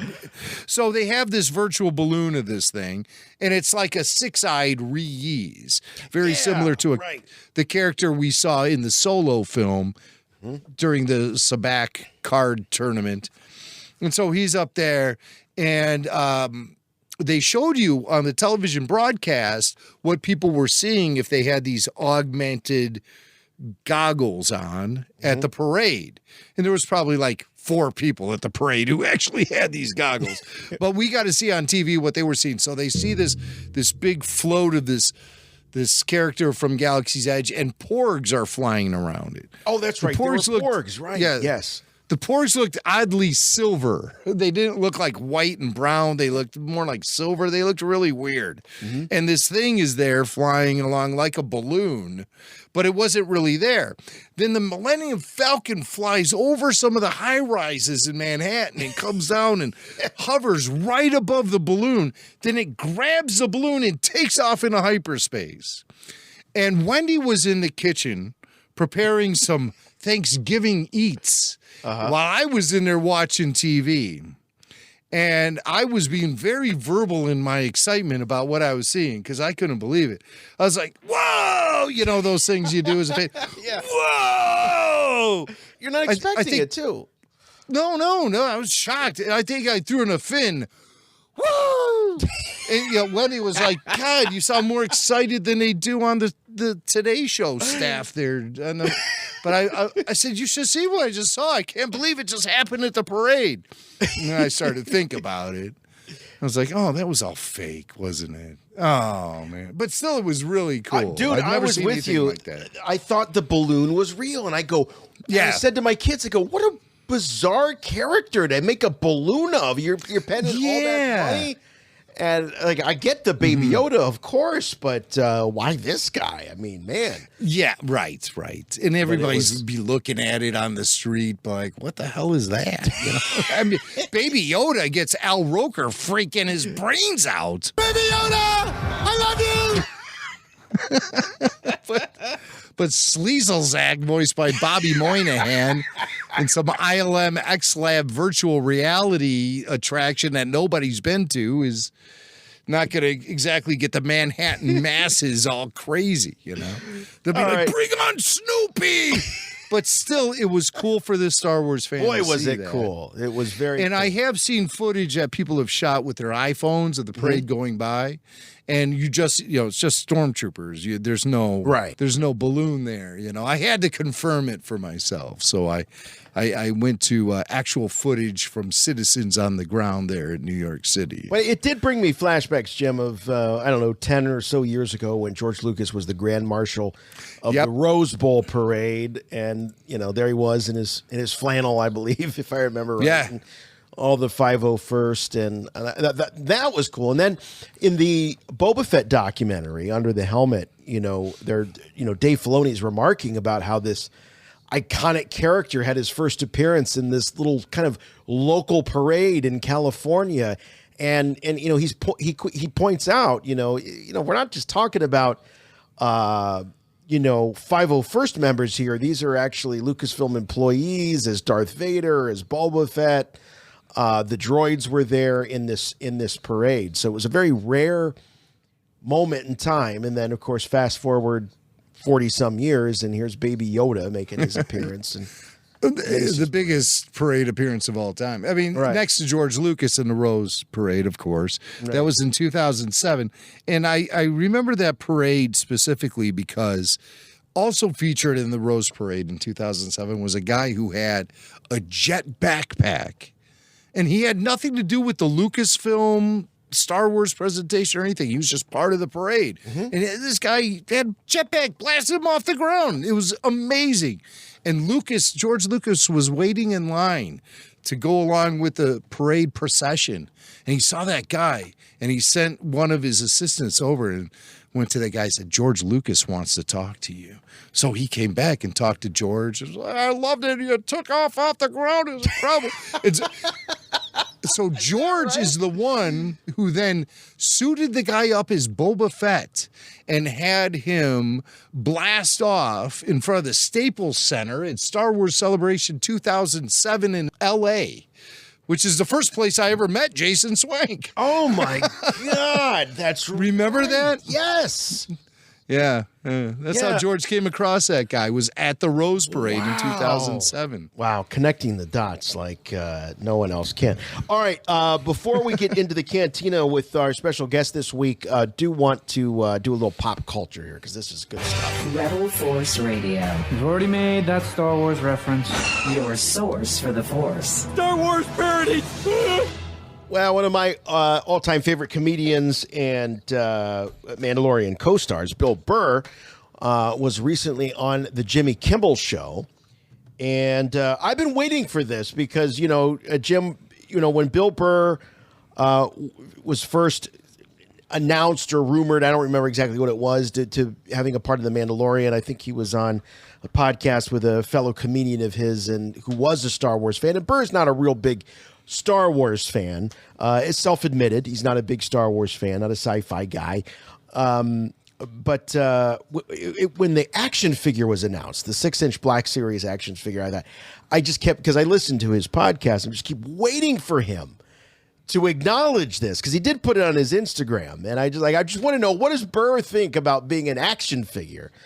And leave it to Jimmy Kimmel. I think he was the first one to get him to publicly comment on this. Yeah, Bill showed up on Kimmel, Jimmy Kimmel Live, where he's a regular guest. Yeah, they have him on anytime he needs to promote something. Right now, he's promoting the upcoming season of F is for Family, his animated show, and just out of nowhere, while talking to Jimmy Kimmel, Bill Burr is just mid-sentence, and then Kimmel just sort of casually lifts up this Mayfeld action figure. It's a Black Series action figure. Just puts it on the desk, and that stops Bill Burr mid-sentence, and he demands to know what the hell is going on. Good Lord, what is that? This is your action figure from The Mandalorian. Have you not seen this? That's pretty damn cool. I kind of look a little Russian. I feel like my name. You do should have look been Russian. Boris or something. So there's his take on that. It's with most actors, they always are very cynical about seeing themselves represented in plastic. And of course, they have comments to make about how they look. And that's totally natural. That's totally natural. But what has been a little unnatural for Bill was having to segue into the Star Wars spotlight and having Star Wars fans be attracted to him and they approach him and everything. And for Bill, this is a little weird because he's always considered himself to be more of a fan of sports, not pop culture. Right. And so it's foreign territory for him. So he discusses the differences between Star Wars fans and sports fans. Are you a Star Wars guy? I'm a sports guy. Yeah, that's what I thought. I'm more of a sports guy. So it's been interesting to go into that world because, those fans are just as rabid as sports fans are, but their vibe is totally different. Where Star Wars fans are like, hey, wow, I really liked you in that episode. They're all, respectful and stuff. And then, I always know it's a sports fan because I'll just be walking down the street with my wife and I'll just hear, hey, Billy Bitch Tits! The Pats suck! And I'll be like, hey, thank you. Thanks for listening to the podcast. So, the Star Wars people can get a little creepy. They seem like they'd be in your bushes, possibly. Where a sports fan would just be urinating on your bushes.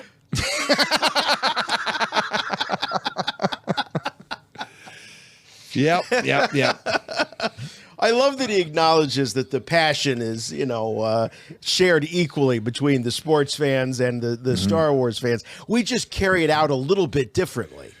Yeah, it's different. But, it's just passion right. For something specifically that really has no bearing on your life whatsoever, whether it succeeds or fails. It doesn't matter at the end of the day. But you put so much importance on it. Yeah. Your passion gets funneled into supporting it in such a way that it becomes personal. And it's funny how in his depictions of Star Wars fans versus sports fans, he really makes Star Wars fans look pretty damn good. He sure does. Yeah. Yeah, respectful, polite, maybe a little backward. But the sports fans, he definitely, wears his love of the Pats on his sleeve. So, and it's not always an easy team to be a fan of, Well, yeah, it was since they let Brady walk away. Right. But they certainly had their time in the sun. I'm not weeping for any Patriots fans after all the glory that they've been soaking in. I'm going to go urinate in Bill Burr's bushes now. This is Carrie Fisher. Hey, Jake Lloyd here. Hello, this is Warwick Davis, and you're listening to Rebel Force Radio. Now this is podcasting. This is Anthony Daniels, and they asked me to throw in an ad-lib, but they didn't throw in any money, so I'm not going to throw in anything else. Goodbye. Hey, it's James Arnold Taylor, the voice of Obi-Wan Kenobi, and I must tell you, the source for the Force is Rebel Force Radio, your source for the Force. Hey, it's Mark Hamill, that Skywalker guy from those space movies. Rebel Force Radio, what an unfortunate moniker. Force yourself to listen. All right. Well, I'll tell you what. Let's head on into the cantina. As we said at the top, we've got a couple of really great guests. First of all, we've got Chase Masterson. Many of you, in fact, most of you probably know her as Leeta from Star Trek Deep Space Nine. She's wonderful. And also a little bit of a blast from the past of Rebel Force Radio. We have Carrie Goldman. And Carrie is known as the mother of Katie Goldman, who had a little bit of a rough time back when she was a first grader about 10 years ago because she was carrying her Star Wars or R2-D2 lunchbox and her Star Wars backpack. And some of the kids at school thought, hey, you can't like Star Wars. You're a girl. What are you doing? And that created a lot of awareness for, not just girls, but all fans. And their need to be able to, as Jimmy Mack has said from almost day one of this podcast, say it loud, say it proud. As a Star Wars fan. So we're going to go into the cantina. We're going to catch up with Carrie as well as Chase Masterson right now. Star Wars Cantina. Where are you going, Master? For a drink. Sorry about the mess. You will never find a more wretched hive of scum and villainy. We must be cautious.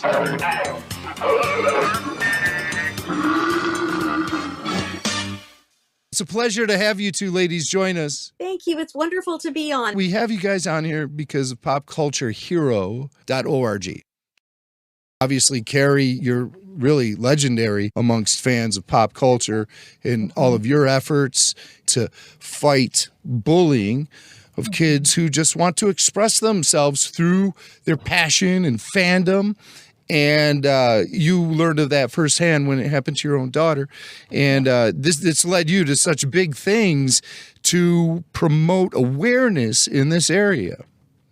What's fascinating is that every couple years, though, I see another Katie, a story about, some parent it just kind of catches the attention of the fandom, and you'll see a story about another little girl who's been told you can't wear Star Wars and or like it. And I don't know if you were familiar with what transpired with the 501st Legion, but a year or two after Katie's story broke, basically, she wanted to be a stormtrooper, a real stormtrooper for Halloween.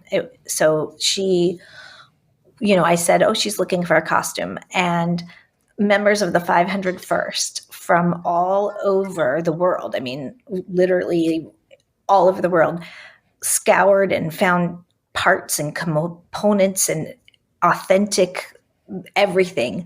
And then they shipped everything to the Midwest Garrison, because we live in Chicago. And the Midwest Garrison had a team of people who, yes, there's the picture, came together, and they basically built and assembled this stormtrooper costume or suit of armor for my daughter and presented it to her. And so she wore it and loved it. And about 2 years later, we learned about another little girl who was being bullied for being a Star Wars fan. And as you can imagine, children between the ages of 8 and 10 grow like crazy. And so Katie had outgrown her armor, and it was really very precious and invaluable. And part of her wanted to keep it, just as a something to have forever. But what she and we decided is, let's pass the armor down to the next little girl who needs to be armed against bullying. And so the Midwest Garrison facilitated this incredible exchange and brought the armor. And so literally Star Wars fans are arming little girls against bullying, which I think is such a metaphor. I like that it gets handed down. So maybe there's like another little girl of the traveling armor. And so it has it's already found another little girl. So that's amazing. There have been several little girls at that point who've had it. And it's such a beautiful way to show the lasting effects of one kid's story, because it's not just about one kid, it's about all the kids. Well, Chase, how did you get wind of this story? And is that really what sort of gave birth to the Pop Culture Hero Coalition? Was it Katie and Carrie's story? Thank you. I came in as a huge fan of Katie and Carrie. I had heard about, and I just want to say first, your recounting of that story, Carrie, is so beautiful, and everything that Carrie says is just so propels a person, at least me, to want to do everything we can for this cause. It's really wonderful to hear that story and to hear it from you, Carrie. Thank you. That really is the heart of the coalition. It's one person reaching out to help another person, because we know what it's been like, what it's like to experience unkindness and fear and a lack of safety and trauma. And when we know what it's like, and we know what it's like to heal, then we're able to grab the next person's hand and say, come with me, and together we'll get through this. And no one knows exactly what any other person has gone through. We all have our stories that are really difficult. And yet we know enough to be able to say, I know the way out. And that's just, with Katie, that's such a beautiful metaphor and a beautiful thing that's happening. So I came in as a huge fan. I saw the post that Carrie made about, would you reach out and say a few words of encouragement to my daughter? I did. I posted, I'm a woman. I love sci-fi. I love Star Wars, Star Trek. I love science, and you get to be who you are. And as you know, there were thousands of us who posted that. And at the time, I had been through my own trauma, big serious trauma regarding a stalking that I'd had through Star Trek, and a lot of other intense bullying and injustice that happened along the way. And in my own path, out of my own trauma, I went downtown in Los Angeles and became a mentor for men and women coming out of gangs at Homeboy Industries. And I realized that that was another form of bullying, perhaps the ultimate bullying, when you say, you do what I say or it will cost you your life. And that's literally what these kids grow up with. And they're afraid to go outside their doors for fear of many types of bullying, retaliation from what a distant family member did, but they're not in the right gang. And it's horrifying. And the way I went in there was, I said, I don't know what you're going through, but I have my own trauma. I know what it's like not to want to stay awake. I know what it's like to have to be so threatened that I want to hurt someone back. And together we can figure this out. So all of Carrie's story rang true to me on different levels. And it just, sorry I'm going on, but it occurred to me from going to Star Trek conventions that this is where we celebrate heroism. And that at the same time, it occurred to Carrie to get her book into Comic-Con. And so we created the very first event, anti-bullying or bullying prevention event at a Comic-Con. And then I'll let Carrie take the story from here on how it's become what it is now. I think what happened was that it really strikes a responsive chord, because talking about bullying and talking about being hurt is painful and vulnerable. And so for people to be in a place psychologically where they're going to talk about that, there's something that lightens the conversation and lifts it up when it's blended with the joy of your fandom, right? Like there's so much fun and there's so much joy in talking about your shows and your characters and your fandom that it's almost like it's this vehicle to allow people to have the fun and yet have these moments where they also connect on a deeper level with the struggles that the characters they love experience. And so what we decided to do was sort of harness that fun and that passion, but also seize on the fact that the human condition is shared in all these heroic journey stories, right? The human condition that we all know, jealousy and grief and loss and insecurity. We see it played out in Anakin. We see it played out in all the different characters and the journeys they take. And so it was like, oh, this is a great way to try and reach specifically children, because children often have a lot of social anxiety and they don't want to talk about their insecurities or their shortcomings as a group. But if you say, all right, let's talk about the shortcomings and the insecurities of your heroes, where is Luke flawed? Where is Rey flawed? Where is Kylo Ren flawed? Is this person all bad or all good? Is there room for them to repair and restore? Kids, it's like allows them to access how they feel about their own mistakes, but it's safe because they're talking about the repair that a character can do. So you combine the fun of the fandom with the real social emotional learning that our kids are so desperate for. And it just has been a nice combination. Really, that's what it comes down to.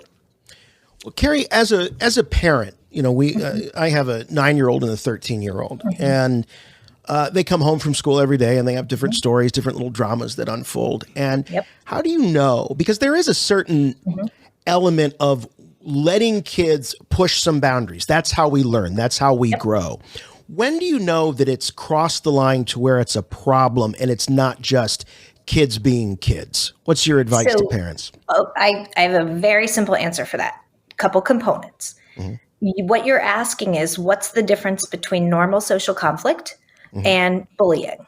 Because one is like part of life, right? We argue with people, we push boundaries, and the other is not normal. So basically, it starts with having a good understanding of what it means to tease and to tease acceptably.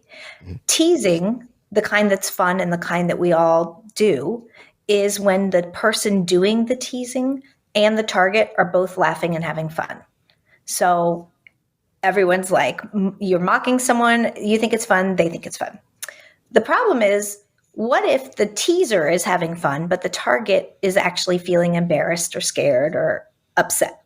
A lot of kids publicly will laugh in front of everyone to save face.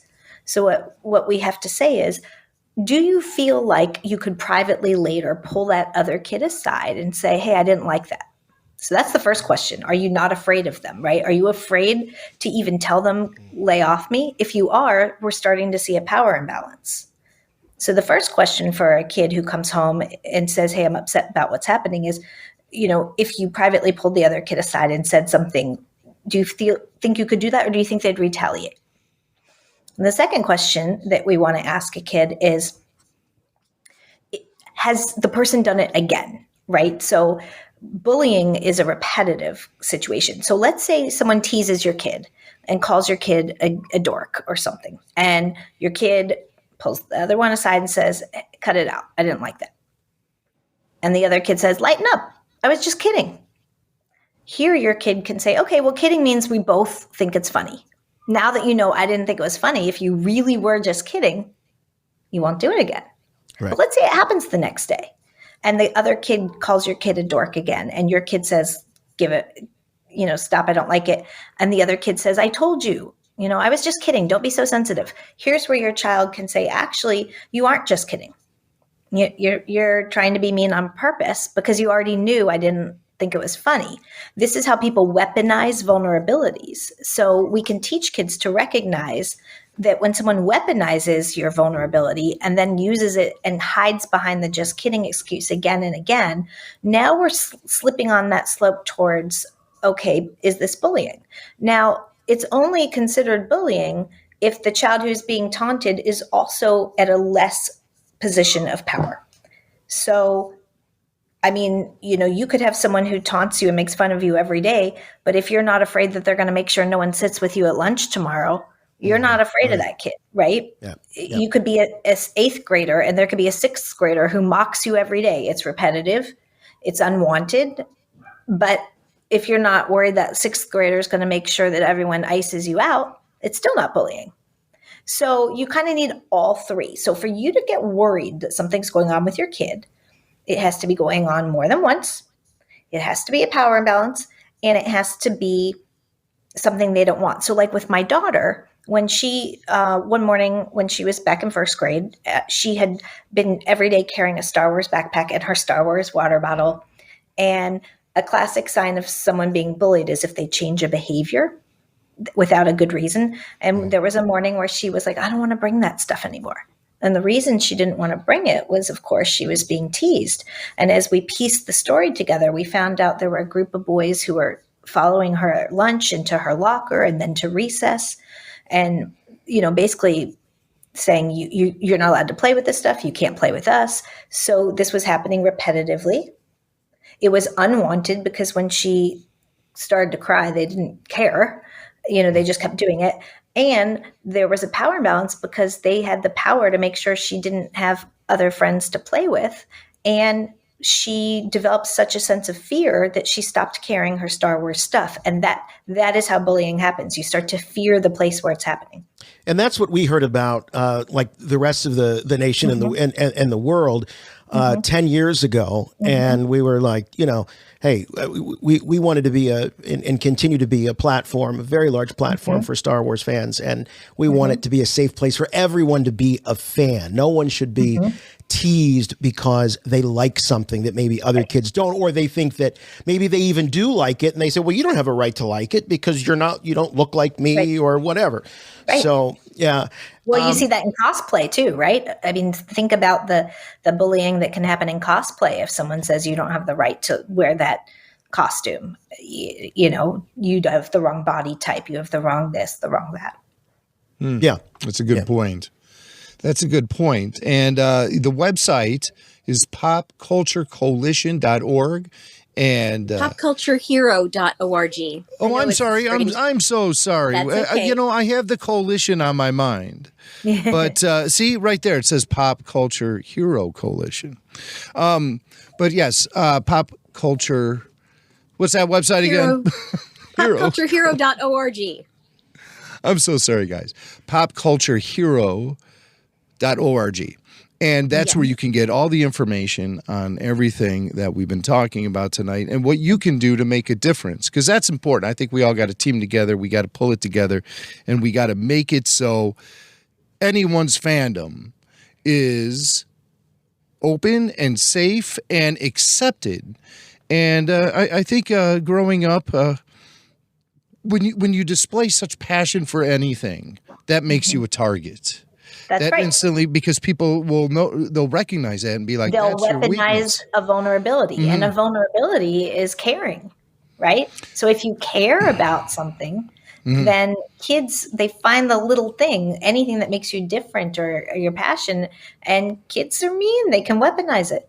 So we just need to teach our kids how to respond and what to do and say. And the reality is that we also need to teach the adults around the kids how to help make those safe spaces. The fact is, anyone should be allowed to play with a Star Wars.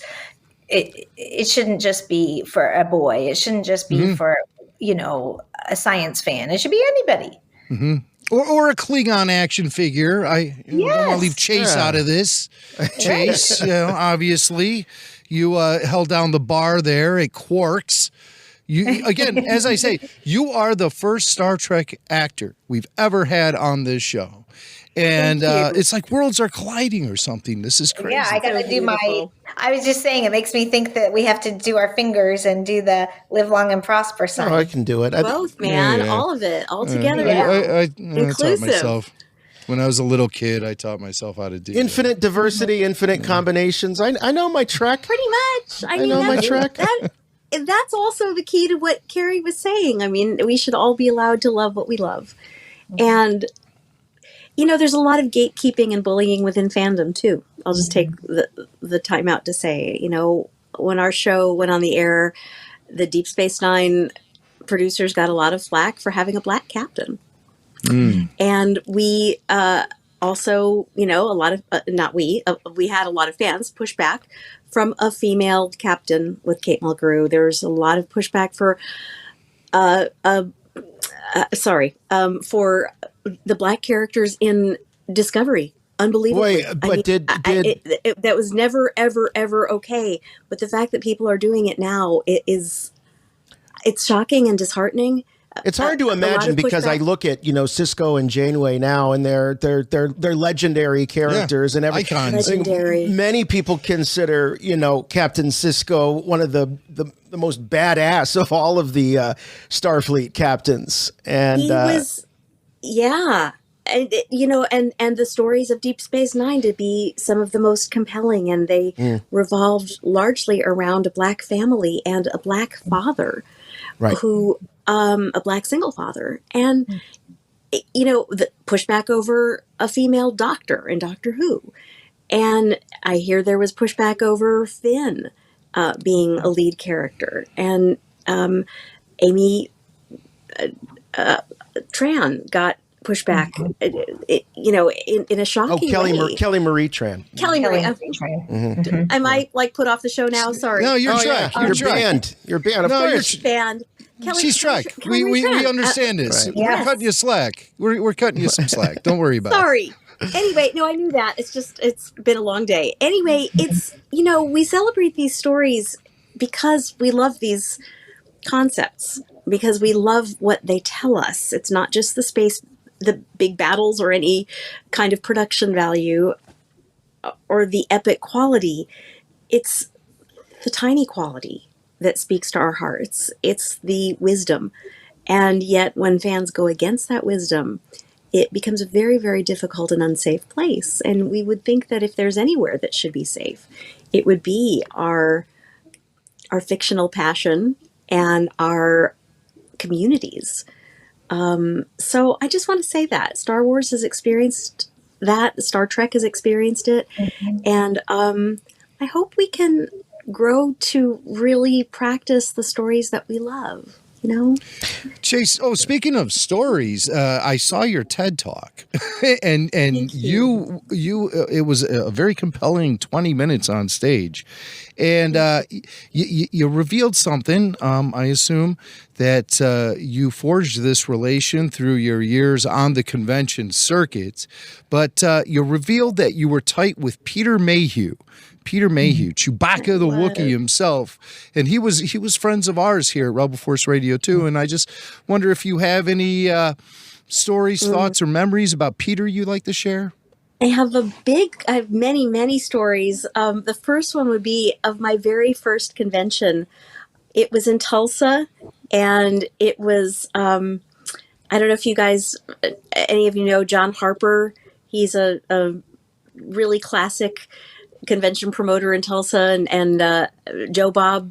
Anyway, they're big Star Wars fans, and they brought all the four of them in, the Fab Four as they called them, and the men behind the masks, Peter and Kenny and Jeremy and Dave. And so I walked into the lobby, and the first thing I heard come out of my mouth was, I saw these guys there in all their shapes, sizes, and glory before the con started, and I said, "You're not from here, are you?" And we struck up an instant friendship, and we're dear friends ever since. They were literally the first people I met before my first convention. Wow! And yeah, very vivid memories of that, and all throughout. Peter became such a dear friend that we did a lot of shows on the convention circuit, and one night in Austin, we were doing one of these where it was all four of them and me and a few others, and it was a very long day, and I'm from Austin, so I wanted to go out on the town, and Peter and those guys, Peter wanted to just go to sleep. He's like, "No, I'll see you tomorrow." And I was like, "No, Peter, come on, it's a great town. There's life out there. It's great. It's going to be fun. Come on out."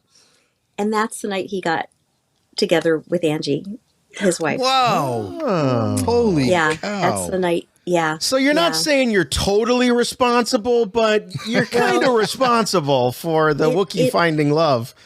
Yes. I mean, they actually attribute it that way. Oh, and, that's great. Thank you. So I have one other story, if I may. Please. Peter, thank you. Peter and Angie remained dear friends. Angie's a dear friend to this day. I just spoke with her recently. We needed an actor to play a mysterious figure in Yesterday Was a Lie, a film that I produced in 2006. And the director knew that I knew Peter, so he asked me if I would call Peter. Well, we had $100 a day, and that was it to pay actors. But we were able to feature Peter in his real face. And so this was the first or maybe second time ever that Peter did a role as Peter. And he took the job at $100 a day.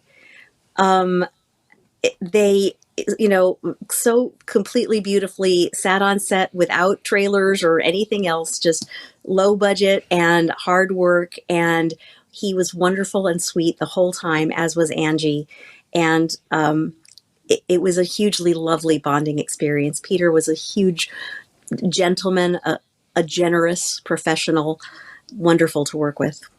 Yeah, what a great guy. What a great guy. And I had no idea that you were actually the one. I mean, he ended up becoming a U.S. citizen and settled down in Texas. It's all because of you, Chase. It's all because of you. I wouldn't say that, but it is because of the concept that, this comes back to a lot of our mental health concepts. It's because the concept of what good is sitting alone in your room, of resilience and of getting yourself out of your comfort zone. Did I hear a cabaret line there? Maybe it's all nonfiction, babe. I played that role actually. Well, you're also a very, very talented singer and yes. Cabaret performer. Well, thank and all you. Of that. Yes. Anyway, I just want to say it's a lesson for all of us, really. We have no guarantees that anything great is going to happen, but it sure won't if you just sit there And so in getting out, somehow the Force honors our decision to extract ourselves. Sometimes it feels like extracting yourself from quicksand or like pulling a tooth. It can be so difficult to get back out there. I think particularly after the pandemic, it's difficult for those of us who are introverts to really get out there and connect again. But when you do, good things can happen. I'll tell you, that's worth a round at Quirk's Bar right there. Yes, what you just said. That's a round on me. Thank you. You know, having 3 different kids going through the pandemic right now, and my kids, their schools were closed for like 16 months, all 3 of the public schools. And the role that these parasocial relationships play to lonely kids is invaluable. I mean, when you are lonely, either because a pandemic has closed your school, or maybe you're just the kid that doesn't fit in and you don't have a big group of friends, the comfort and the company that you get from watching your shows and interacting with the other fans. You know, now everything, you can put it up and it can be streaming, and you can chat with other fans about your favorite parts. And, you know, we talk a lot in the coalition about the importance of these parasocial relationships, the feelings you have for your characters. You cry when they die, and you cheer when they win. And I think that it provides so much real company for kids and for teenagers. You know, I saw it with Katie. You know, Katie has very strong feelings for the characters and the people that she follows through her fandoms, and it feels like those are your personal heroes, you know, helping you. I so relate to that. Growing up, I was always so drawn to. It's the reason why I think I became such a fan of things like Star Wars and Star Trek, and movies like Stand By Me and The Goonies and these things I grew up with as a kid, because there were so many great lessons. You know, what is it like to be a family? What is it like to be a friend? And I learned a lot of that stuff, from these from these stories. But before we wrap up, I just want to circle back and make sure that folks can find these resources. The website is popculturehero.org, and this has all the information on the organization. And you work with across schools and community centers and things like that. What is it, ladies, that you are looking for in terms of folks helping out with this? Volunteers? How can people get involved? Carrie's built this curriculum tirelessly, enlisting psychologists, and so creating an intersection between pop culture, psychology, and education. Carrie has really spearheaded this in the most amazing way. Part of the way that we've financed that is with our Be Kind campaign. And it is a beautiful thing. Carrie? I'm wearing my Be Kind Star Wars shirt. There it is. There it is. Best. And I have my Live Long and Be Kind. And basically, and we have several other types, and we have LGBTQIA fun rainbow styles and designs. This is crowdsourced empathy. This is people coming in and saying, here's my $25. I believe in your message. It's a fun thing to wear. And it will help support creating a world with empathy, a world where, pardon the expression, we can all live long and prosper.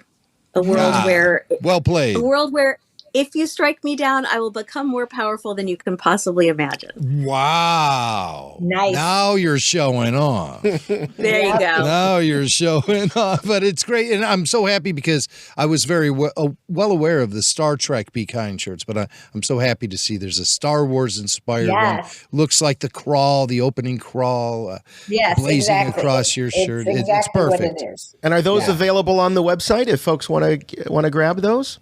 Those are available at bekindmerch.org. That's our site. We make them in-house, and 100% of the proceeds goes to making these programs happen. So bekindmerch.org. And we have them in children's and adult sizes. So, like, for example, everyone in my family has their own, perfectly sized Be Kind shirts.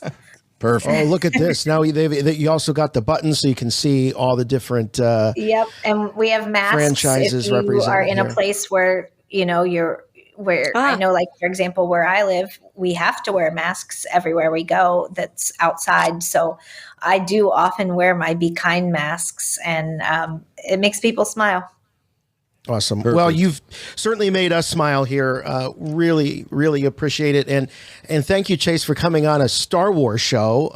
Though you did prove that you know your Star Wars, and you were friends. Thank you. Oh, that, I bow to Carrie and Katie's knowledge and understanding, and I'm just grateful to be a part, and thank you for having us. Yes. And Carrie, we would be remiss if we didn't ask how Katie's doing these days. She's doing well. She's 18. Wow. Whoa. She just got her first college acceptance to University of Arizona. Congratulations. I know it's really weird. She is about 7 inches taller than I am. So she has really grown. And she still likes Star Wars. That's perfect. In fact, that's what we wanted to hear. She was just arguing with Cleo, the youngest, and they're 8 years apart, because they mixed up their Star Wars socks. And so she thinks that Cleo keeps taking her Star Wars socks. And so I think we all need new Star Wars socks for Hanukkah. There's going to be a bounty on Cleo's head pretty soon.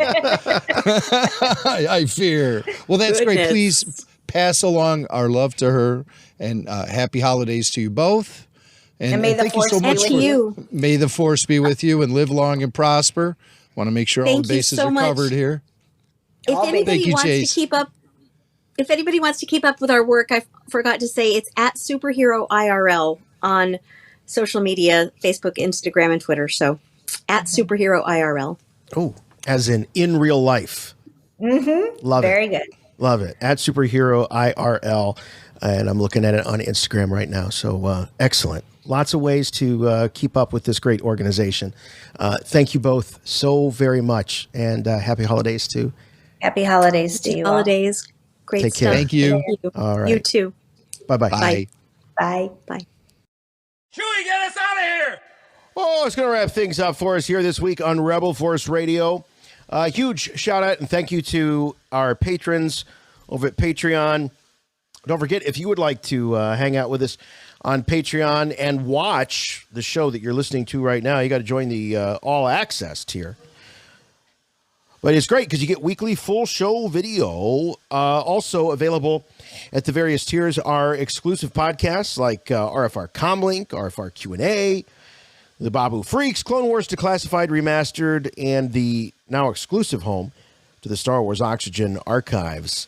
That's all available at patreon.com/Rebel Force Radio. And you can find that by going to the Rebel Force Radio website and clicking on the Patreon banner, or going to patreon.com/Rebel Force Radio. It is a community of some of the greatest Star Wars fans in the galaxy, so please join us, join them. Also, big thanks to our sponsors this week, the folks at Truebill and Raycon. Don't forget, if you'd like to hang out with Rebel Force Radio live in the flesh, you can do so in just a few months. I can't believe it. It's going to be great. We're going to be at ICCCon. That's in Nashville, Tennessee, next April. So you can get tickets at iccollectorscon.com. That's iccollectorscon.com. You want to use the coupon code RebelForce10 at checkout, and you'll save 10% off the ticket price. That's iccollectorscon.com. Rebel Force Radio will be there. We're going to have a great time, bringing the family. It's going to be awesome. Can't wait to get back to Nashville. Don't forget about Rebel Force Radio Chut t-shirts. They are available. Go to rebelforceradio.com. Look on the news section. You'll see that post for Rebel Force Radio t-shirts, and you can check it out. We've got them available in various colors. We've got the military green. We've got the swank heather. That's my color of choice. We've also got sort of this midnight stormy blue and the Jimmy Mac black. All available right now. Go to rebelforceradio.com. YouTube, great place to hang out with Rebel Force Radio in between shows. It's a virtual repository of content going back 15 years. It also is the exclusive home of all of our after shows, our live after shows. We've done them for The Mandalorian, seasons 1 and 2. We've done them for The Bad Batch. We're going to do it for Book of Boba Fett here in just a few weeks.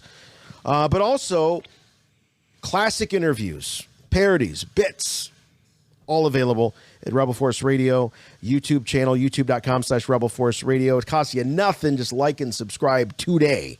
We are the #1 Star Wars podcast in the world. We would love to be the #1 Star Wars YouTube channel in the world, but go ahead and check that out. If you Filoni Files, Billy D quotes of the week. Oh, it's all there. There's so much there. It's all there. You would the be Filoni surprised. Files. People really like having that stuff at their fingertips. What did Dave Filoni think about the chosen Order one. 66? Or Order What did 66. Yeah, I mean, there's just, what did Dave Filoni think about Mandalorian culture? What do you think about Mortis? It's all there, and it's right at your fingertips. And we have more highlights coming. So it's an ultimate depository of all things Star Wars knowledge. For sure. And available at no cost. If you'd like to play with us in between shows, we'd love to hear from you. The voicemails are great. We love those.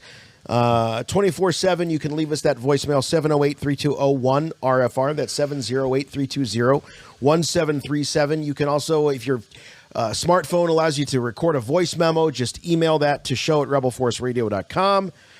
And we're on all of the social media platforms, the big ones, Facebook, Twitter, Instagram. At Twitter, we're at RFR Rebel Force. Check us out over there. The official website for all things and everything Rebel Force Radio is rebelforceradio.com. And but above all, I mean, if people ask, how do we support? How do we spread the news? Just spread the news. Tell your friends. If you know, if you got friends that or people that you work with that are Star Wars fans and they haven't heard of Rebel Force Radio, tell them about us. Tell them they can listen at Apple Podcasts. They can find us at JediNews.com, iHeart, TuneIn, Spotify, Stitcher, Amazon, Audible, Pandora, Samsung. Anywhere you can find podcasts, you'll find us right here at Rebel Force Radio. Please subscribe. And if you are able to, please leave a review. We love the reviews. We have one simple rule, please. Make them good. 5-star reviews are welcome. They help the show a great deal. We'll see you next week. We'll see you next time right here on Rebel Force Radio, your source for the Force. Until next time, I'm Jason. I'm Jimmy Mack. And remember, The Force will be with you, always.